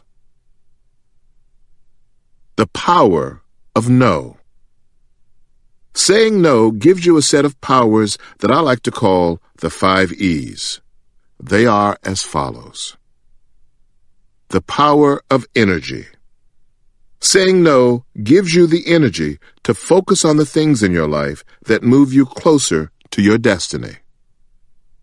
The power of reduced ego. Saying no is also being strong enough to admit that you can't do everything. Even when we're trying to be the best, we have to realize we are not God. Don't try to do it all. The plan that you have for your gift will guide you. The power to empower. Saying no gives you the ability to let someone else shine. Recommend another person for the honor. Your no will open the door for others to rise. The power to end enabling. Some people say yes all the time to save someone else who is supposed to be doing it. Stop. Your no forces someone to step into the place they're being called to. Even if you let them fail once, you are helping them in the long run. Your yes is only delaying the inevitable. The power to rob your enemy. People may want to steal and manipulate your gift. Saying no allows you to use your gift and power in the right place at the right time for the right purpose. Stop giving your gift to those who want to use you for the development of their legacy at the cost of yours. Do not let anyone distract you from focusing on your vision. Maximizing this power will help you avoid all kinds of situations that take you further and further off the path to your success. The no test. When I talk to people about saying no, one of the questions I get most often is, how do you know what to say no to? And that is a good question. Because not every opportunity, relationship, or experience that comes your way, even everything you want, is good for you. Have you ever thought you wanted something, and then you were presented with it, said yes, and shortly after, wish you had said no? Me too. Well, let me give you a list that will help you determine what offers warrant a no. Does this opportunity, event, relationship, job, request, etc. move you closer to one or more of the items on your vision board? Yes or no? Does this opportunity, event, relationship, job, request, etc. support your gift? Yes or no? Does this opportunity, event, relationship, job, request, etc., conflict with something you are doing or need to get done that is in line with one or more of the items on your vision board? Yes or no? Does this opportunity, event, relationship, job, request, etc., mutually benefit both you and other parties involved, regardless of who it benefits more? Yes or no? Does this opportunity, event, relationship, job, request, etc., conflict with a moral belief even if it benefits you in other ways? Yes or no? Are you being fairly compensated, as you see it, for this opportunity, event, relationship, job, request, etc.? Yes or no? Does this help you get closer or take you further from that which you have listed as the goal? Saying no now will give you victory later. Part 4. Creating Your Legacy. Chapter 15. Healing Your Haters Through Success. The Bible says, life and death lies in the power of the tongue. In your quest to become successful and to get more, be more, and have more, there's going to be opposition. Sad to say, but opposition is not always just circumstances. A lot of times it's other people, and those people show up as haters. Every time you make a decision to do more, be more, want more, here comes opposition. The good news is that there is no progress without it. There's no need to address the opposition because it will be ongoing. The only cure for enemies is success. Your first thought may be, I could really set them straight. Yes, you could. But in order to set them straight, you have to interrupt your climb to do so. My father told me never to take my foot off a ladder to kick someone kicking at me. When I do that, I am no longer climbing. While they are kicking, my father told me, keep stepping. They can only kick one time. As I continued to climb, they were left behind. In trying to hurt me, impede my progress, they got left behind. They got sidetracked from their agenda. Look at success as being on a ladder. Every time you step on the ladder, you have to lift 1 foot higher than the next one. If you stop to address a foe, you're not raising your foot to the next level. You're now spending time with a person who is not a decision maker, a power broker, or a shaker and a mover. They are merely a hater. Their one goal is to impede your progress, and the moment you stop to address them, you have helped accomplish it. You cannot afford to spend a single day on that kind of energy. No one I know who is about business addresses opposition. They don't have the time. In all of this space, enemies have no significant value anywhere. No advertiser says, oh, wait a minute, we're going to advertise here, but let's check what the haters say. No one who prints books says, hey, we're about to publish this book, but before we do, let's check and see what the haters are reading. No one who's looking to fill a position says, hey, we're looking for haters. We've got a high-paying hater position available. If you understand people of power, decision makers, power brokers, shakers, and movers, you know that they don't even know the haters exist. Why should you? My daddy used to always tell me, son, don't give him a pen to stick you with. One time, I was going through something and Tyler Perry called me. Tyler said, Steve, when they blog about you, it's just a blog. If you respond, it's a press conference. Along the same lines, it is a common thing for a dog to bark up at the moon. But if the moon barks back at the dog becomes famous. You don't have time for small people. You don't have time for the opposition. Any way you want to look at this, the only way to heal a hater is through success. And at no point in time does it serve you any good to address a hater in any shape, form, or fashion. You are merely putting a spotlight on a dull person. You are giving shine to a person who has no brilliance. I've learned self-restraint by observing our president. I've never seen a man more noble or regal in the face of adversity. He could stop and address it all, but he doesn't. He just plods along with the job of being the president in the face of intense adversity. We can say the same thing about Nelson Mandela, Martin Luther King Jr., John F. Kennedy, Gandhi, and Mother Teresa. The Reverend Billy Graham has a wonderful book titled Nearing Home.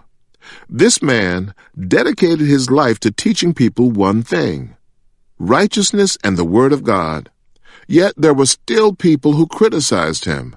Throughout history, you can see examples of people who have been attacked, but they just kept putting one foot above the next and continued to climb up to the next rung. When did Nelson Mandela stop to address the haters? When did Martin Luther King Jr. stop to address the haters? He just kept marching, and he just kept sitting in. When did Gandhi stop to address the haters? You don't have the time, nor can you expend the energy to address opposition. They have no power over you unless you give it to them. Martin Luther King Jr. said something that I will always remember. He said, "A man can't ride your back unless you bend over." Don't bend over. Stay tall. Keep climbing. There isn't a week that goes by that someone doesn't have something to say about Steve Harvey. I have no problem standing square in the middle of the public's opinion because I decided years ago that I would never give anyone the power to define who I am. We live in a free country where people can say whatever they want about me. But at the end of the day, I choose, and I'll say that again, I choose how those words will affect me and my destiny. And I make the choice every day not to let anyone's negativity stop me from fully operating in my God-given gift. People who are stuck in the muck and the mire of their misery will spew out their venom on others just to deflect from their own everyday struggles. Some days we can withstand the pot shots better than others. The question becomes, how do you stay motivated and moving toward your goals in an environment filled with negativity? How does negativity show up in our lives? On any given day, there is bound to be some kind of negative energy showing up in your life, whether it's from a coworker, a random person on the street, or, regrettably, your spouse. If you're kicking and breathing, there's sure to be some negativity headed in your direction today. Negativity can show up as any pessimistic, critical, or harmful energy that takes you off your path towards success. If you're not careful, not only will that negative energy take you off track, but it will in fact consume you. Before you know it, you've spent a whole day thinking about, well, was I really that bad? Or what do they mean by that? So, how do we take back our power and stand up tall throughout our journey? We have to learn to become skilled at deflecting negative energy and keeping our eyes focused on our vision. Look at Oprah. Her vision and ambition to create the OWN network is a prime example of someone who succeeded despite her naysayers. Her critics were counting her out when she began OWN. You couldn't open a paper or read a blog without someone harping on the network's low ratings or saying, "Who does she think she is to start her own network?" Or, "She should have just gone on ahead and retired at the Oprah Winfrey Show." It's a good thing that Oprah doesn't need anybody's validation to keep her vision moving forward. Oprah went on to do what Oprah does best.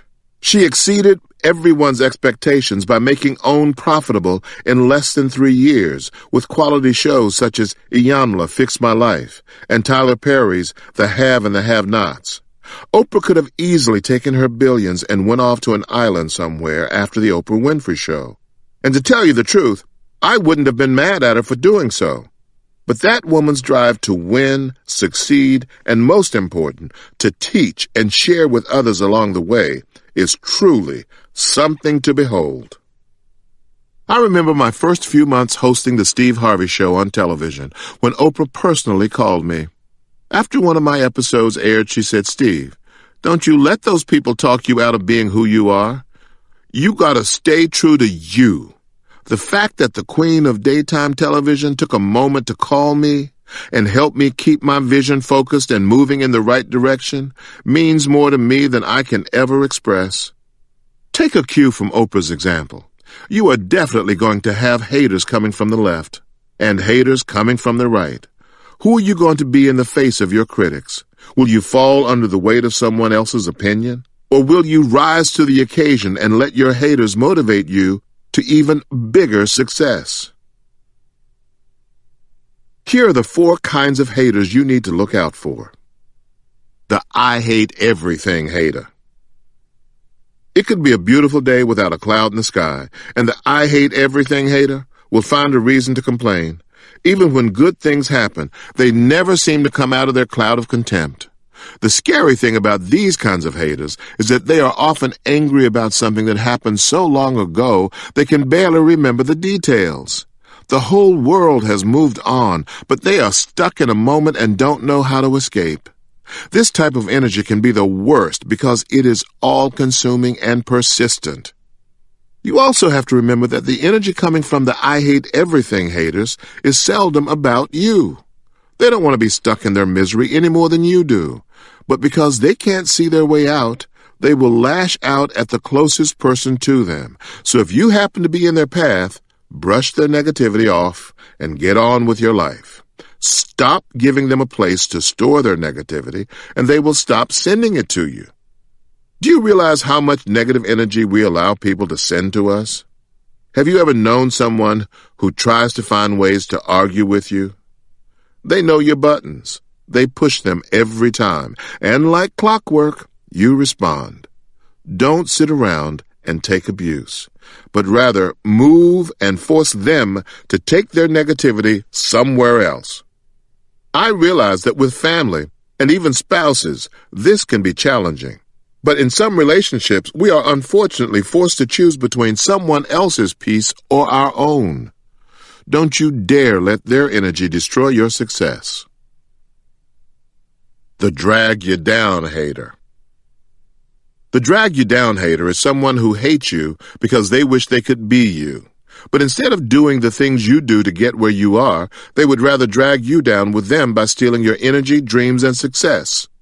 The world has done a great job of producing these kinds of haters because we have reduced positive messages about your gift and increased messages that make people feel entitled to things that are not for them. Social media has given this enemy a brand new tool of power. There used to be a time when your haters were just stuck in your physical world. Now you can have an enemy in the Midwest on Facebook who just hates you because you're living a life that they want. While that may seem ridiculous, it speaks to how pervasive this kind of negative energy is. It can come from anyone who is secretly admiring your life but doesn't know how to celebrate you.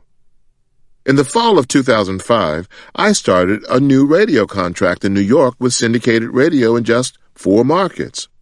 People all around me who I thought should have supported me were talking behind my back and saying that I was making a huge mistake. I can't tell you how many folks were laughing at me, but I was determined that I was going to build a radio empire that would fuel the next level of my career. I worked hard, stayed focused, and before I knew it, the Steve Harvey Morning Show had expanded into 72 markets. The situational hater. Situational haters are hypocrites who will use you for their own benefit. They're like piranhas in the water, waiting to take you down at any moment. They will compete with you to take advantage of a new opportunity. They will lie and spread misinformation about your character and your performance. These enemies are smart, but the best way to cut them off is to keep your master plans and your ambitions private. If they don't have any information, then they don't have any power over you. The self-hate hater. The self-hate hater is often one of the toughest to defeat because it is the one staring right back at you in the mirror every day. There are times when the negativity that comes from the world is nothing compared to the negative energy we deposit into our own lives. Low self-esteem, doubt, shame, and pessimism have killed more dreams and blocked more success journeys than any outside enemy. When you are your own worst enemy, you have to bring your own light. When you imprison yourself in your own fears, you have to find the keys to set yourself free. In order to get beyond your fears, you have to remember your worth and your value. You have to get up every morning and affirm that talent that God has put inside you. You cannot let your fears, doubts, and insecurities stop you from taking hold of your destiny. You can navigate the negativity of any of these enemies even if you have never been strong against them before. Become the positive energy that will be a light, not just for yourself, but for those around you. Your gift and your vision are relying on it. Chapter 16. Life's Magical Balance.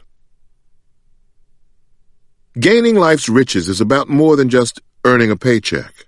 Being truly wealthy means that you are investing quality time in your marriage or long-term relationship, devoting your time and energy to your children, making your home your sanctuary, and staying on top of your health. For me, the light of my world is my wife, Marjorie, our 7 children, and working at something I truly love to do. But even beyond those blessings, success is also about truly being in the moment when I am with my family and having the energy and right frame of mind to continue doing the work that I love. Striking the right balance between my family, my career, my home life, and yes, even time for me, only happens when I create a place to ensure that each area of my life receives quality attention. Here's how you can begin to truly enjoy and savor the treasures that come along with your gift. Falling off balance. There was a time in my career when I truly felt like I was successful. I had the career, the money, the cars, and the clothes. I had finally risen to a level in my comedy career where I could go wherever and buy whatever I wanted. But if I was really honest with myself, I knew I wasn't very happy. I worked hard, and I was proud of my success, but I wasn't always the nicest person to be around. When you don't have all your chips stacked properly, you might get good at hiding the truth from the public, your friends, and even your family. But at the end of the day, you know when your world isn't quite right. I was a successful professional, yet I was missing out on life's true riches. I had an off-the-hook brand with a less-than-stellar biography. I knew I had to create a life system that brought balance to how I looked at all aspects of my world and would prepare me to receive all of life's riches instead of just being rich. Is your world currently off balance? If so, you're not alone. The demands of today's society almost force you to work 100 hours per week to become a partner or put in 120 hours just to make it as an entrepreneur. And if you have children, your schedule becomes even more hectic with homework and after-school and weekend activities. Then you have to consider time for exercising, eating right, connecting with your house of worship, and having meaningful time just for you. I don't believe that a true life balance is about time equity. There will be times when you have to put in more hours at work because your child's tuition depends on the extra income, or when you put in more time at home because your spouse needs the support. It becomes imperative to find flexible ways to check in with your family when your schedule becomes more demanding, or to negotiate alternative work options with your employer, such as working remotely or working at off-peak hours so that you can be there for your family and still pay the bills. And we all have to find ways to bring our physical well-being closer to the top of our priorities because without our health, we simply cannot function. So, are you ready to create a success balance that works for your life? The Success Formula. This is a simple formula that I have taken on in my life, and I want you to find ways to add this into your life too. Here it is. Home plus health plus finances equals success. The beauty of this formula is that as long as you are adding effort to each component every week, you will always maintain a successful balance. There's one catch. Under no circumstances can your priorities for your home, health, or finances ever receive less than 5% of your attention each week. Let's dive into each area and explore options for you to invest your time in ways that maximize your gift and position you to receive all life's riches. Protecting home base.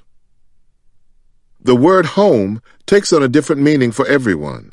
Your home could be the immediate family who lives under your roof, or home could be your close circle of friends who are just like brothers and sisters to you. But whoever gets to reap the benefits of your success, you have to make sure that you are investing the appropriate time and energy into the people who are most important to you. Why? The answer is obvious. By the ways they enrich your life. We all have our greatest hits of excuses for not spending enough time at home. Here are some excuses. Baby, you know I'm working these long hours so that I can make money for you. I'm sorry, son. Daddy was just too exhausted to make it to your softball game today. I know I promised you that we would catch up for the last 2 weeks, but this project is killing me. In the infamous words of Billy D. Williams in the classic 1975 film Mahogany, success doesn't mean nothing if you don't have someone to share it with. Our success cannot exist when we don't have the time, space, and energy to share it with our loved ones. Treat your home and family as a sacred priority. Make sure that every visitor to your home knows the rules of your house and respects the place that you call home. Don't allow anyone to just come up in your house and violate the peace and serenity that you have created for you and your family. Your home is also about creating a space that becomes your sanctuary. When I got my first significant check, a friend came over to my house and told me I needed to hire a feng shui expert. Now, I'm just a regular country boy from Cleveland, and I certainly didn't know what feng shui was, nor was I too keen about having anything called feng up in my house. But when I learned that feng shui was a technique for aligning your environment with your life's priorities, I was open to it. I invited experts into my house to show me and my wife new color patterns that were supposed to encourage peace and prosperity. They showed us specific ways to arrange the furniture to invite in positive energy and attract wealth. Now, I don't know if all that feng shui really worked. I had my pastor come in and bless the house just in case. But having every aspect of our space in order made a huge difference in truly making our house a home. Here are some additional ways to create quality family time. 1. Carve out dedicated family time. 2. Schedule time with your significant other. 3. Create fun time with the kids. 4. Pray and stay together. 5. Work your honey-do list. 6. Consider hiring help. Honoring your health.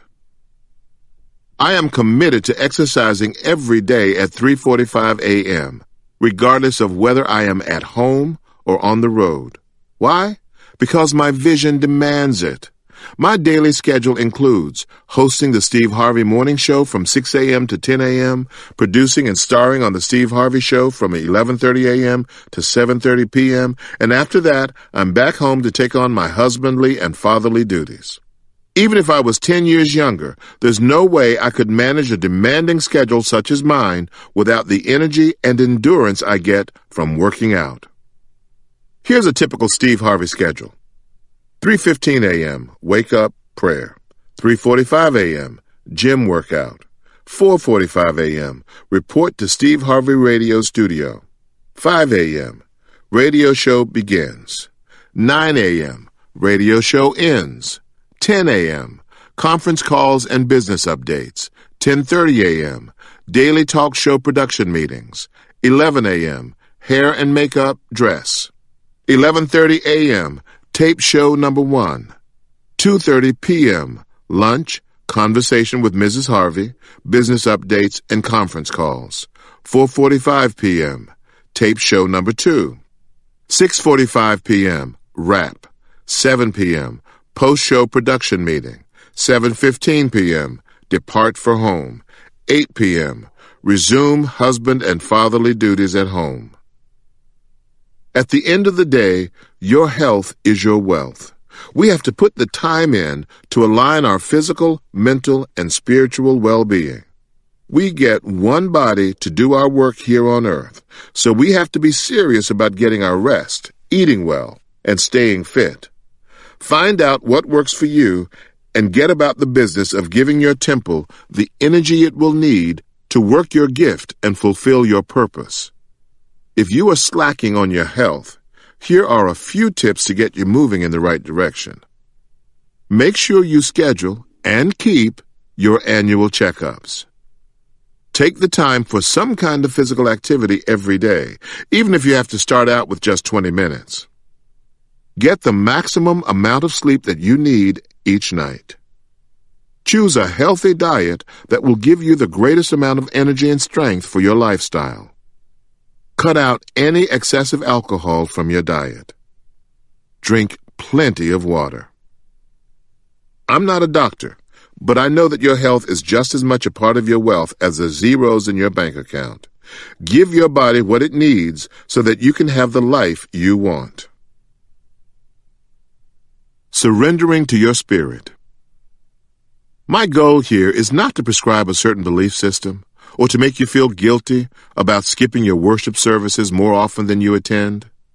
But I would encourage you to find a way to surrender to your spirit on a daily basis, whether that's through prayer, meditation, finding a house of worship, or connecting with a small group of like-minded folks.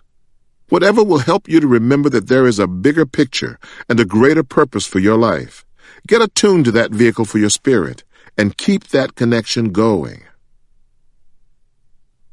Monitoring your mental health. Stress and the pressures of our high-powered lives have the capacity to significantly damage our health and our well-being if we aren't paying attention.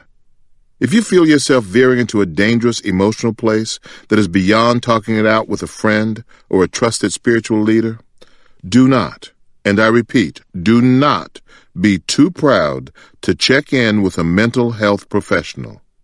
Regardless of your race, gender, or economic status, we can't afford not to take our mental health seriously if we want to fully enjoy our success and peace and happiness with our loved ones. Getting your financial house in order. Whether you are a recent graduate just starting out, or if you have multiple businesses with your name on them, we can all be more diligent and proactive about our finances. Those steps can be as small as eating out less or as big as refinancing your home.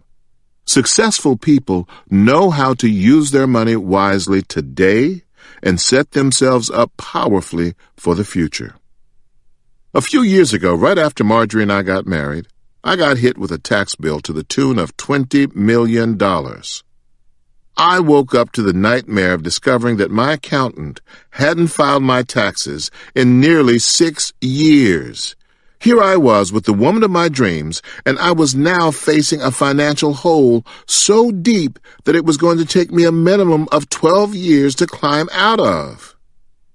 I came clean with Marjorie. I started working hard. I took every speaking engagement, book signing, and in-person appearance I could find. I literally lived at the airport, but I wanted to show my wife that I was serious about getting our financial house in order. After signing a strategic deal to sell the Steve Harvey Radio Network, I was blessed to pay off that bill in half the time. That experience taught me that I never want to have a financial cloud like that hanging over my life ever again. Financial health is about looking at your entire financial picture. Here are some areas to consider. Do you know the difference between good debt, for example, purchasing a home or condo, or investing in your child's education, versus bad debt, for example, carrying high-interest credit card debt? What can you do to cut down on your bad debt and increase the payments for your good debt? Are you willing to track your spending habits to see where you can cut back? Are you putting enough away for retirement or your child's college fund? What can you do to improve your credit score? Can you pay off your smallest credit card? Can you get a lower interest rate on your cards? All of these factors determine how healthy your finances are. Here are 5 things that every success-oriented person must have for a solid financial foundation. Number 1, create a monthly budget. Developing a budget and sticking to it is essential for creating financial accountability for you and your family. Number 2, open a checking and a savings account. Successful people know how to conduct their business above board. Find a bank that you trust and start creating a financial future. Number 3, save, save, save. Whether it's $5 a week or 10% of your paycheck, whatever you can comfortably do, invest in your life and your future by saving now. Number 4, file your taxes. It's simple. Pay your taxes each year on time. Uncle Sam is no respecter of persons. Just ask any celebrity who thought they could get away with not paying taxes. Number 5, invest in your child's financial literacy. Talk with your children now about the importance of budgeting, saving, and investing. Once you have the basics covered, you can now consider the following. Hiring a financial professional. When you reach that tipping point where you need extra help to file your taxes or diversify your portfolio, it is time to consider hiring a bookkeeper, accountant, or financial planner. If you decide to hire a professional, make sure that you have an open relationship where you can check in about your finances at any time. At the end of the day, it is your money. Creating multiple investment opportunities. Look into ways to spread out your eggs in multiple baskets. Remember, your finances, like your health and your home, are only as successful as your investment of time, energy, and excellence make them. Chapter 17. God blesses you to become a blesser. My mother was a Sunday school teacher. I lost count the number of lessons she taught me by the time I was 20 years old. At 57, if I tried to recall them all, it would be another book. One of the things she would always say to me was, God blesses you to become a blesser. Spiritually, I understood that. But let's take it out of the spiritual realm. I want to show you why being a blessing to someone else is one of the most important principles of success. One of the things I discovered early on is that the more people you can help become successful, the more successful you become. When you share your blessings with someone else, you are fulfilling your purpose in this world as a human being. We're all here to help one another. When you receive a measure of success, on whatever level it is, it's your obligation to teach that or share that with someone else. What I have seen with very successful people is that the more they give, the more God puts them in position to continue to give more. This is a principle that escapes far too many people. It is not enough to have a big house on a hill and not show anyone else how to get a big house on the hill. Then you're up there by yourself, and that's no fun. From the time we are children, we had to learn this lesson. You can't play hopscotch by yourself. You can't jump rope by yourself. You can't play hide-and-go-seek by yourself.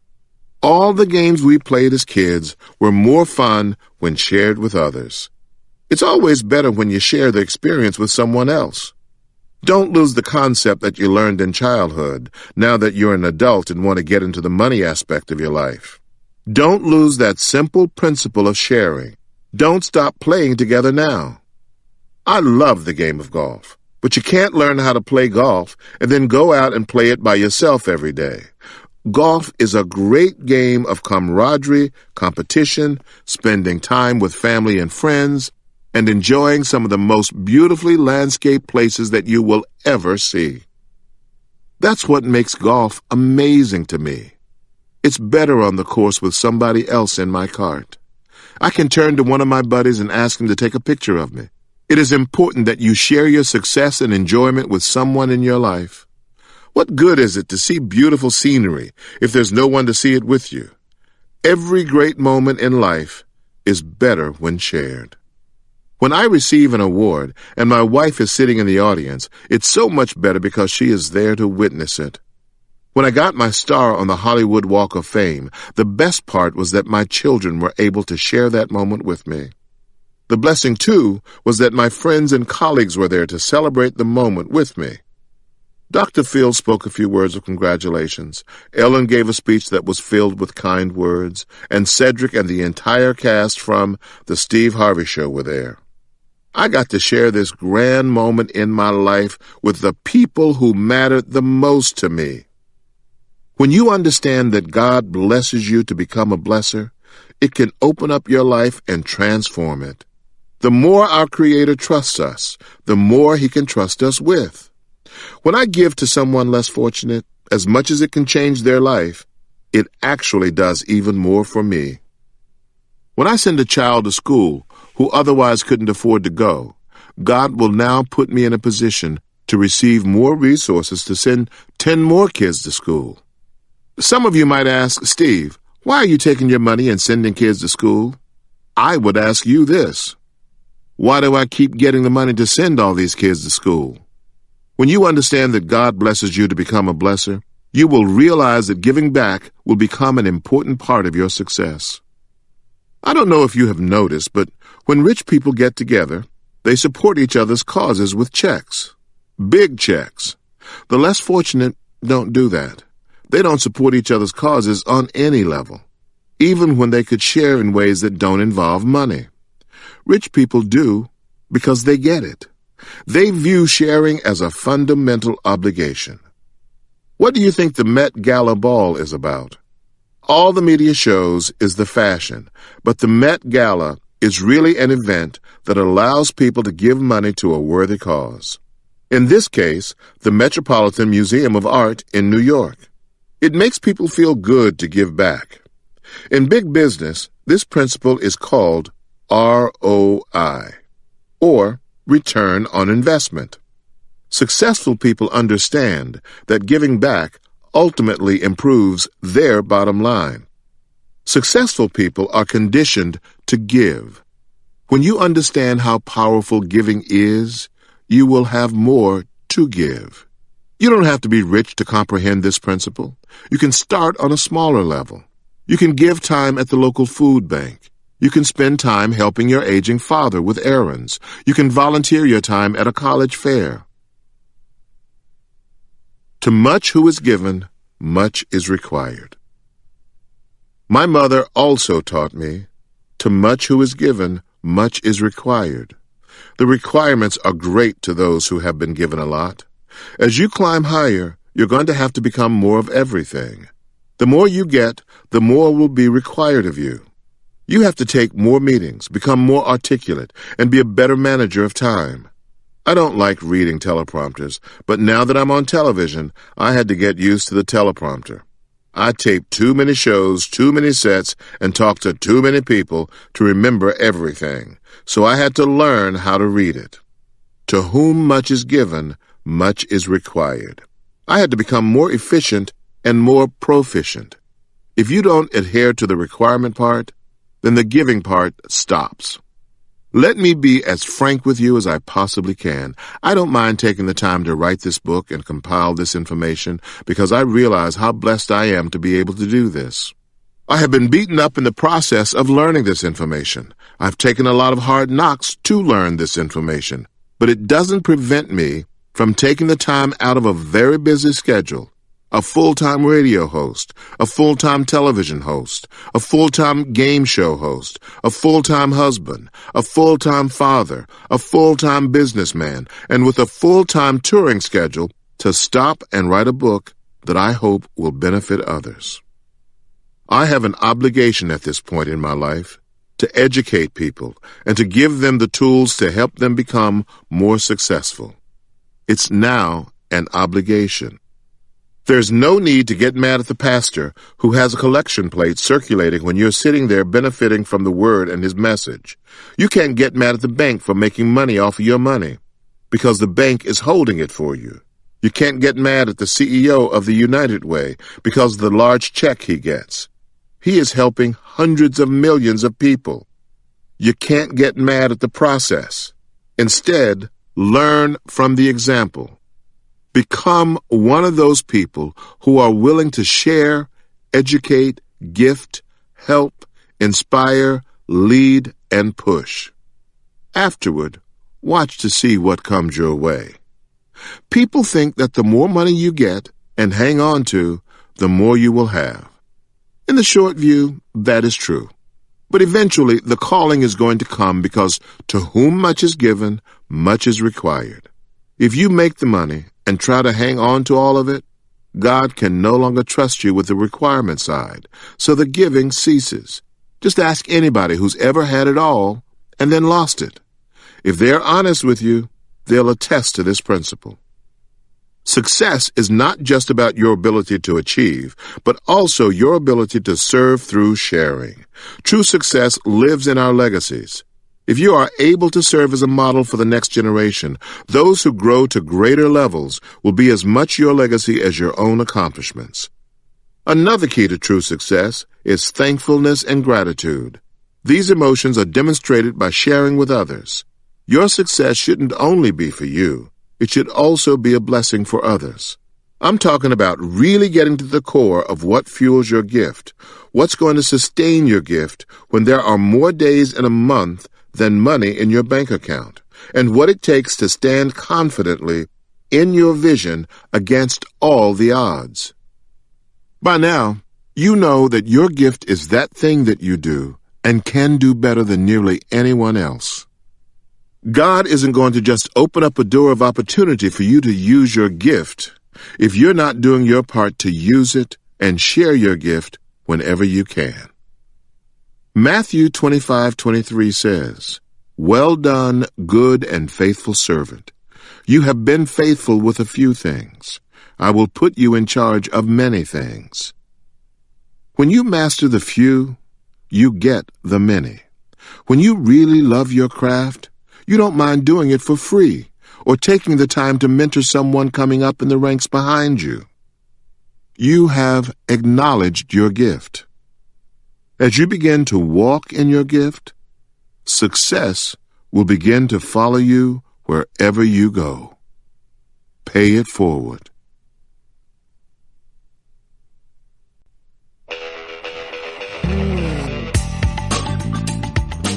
This is Mike Hodge. We hope you have enjoyed this unabridged production of Act Like a Success, Think Like a Success, Discovering Your Gift and the Way to Life's Riches by Steve Harvey.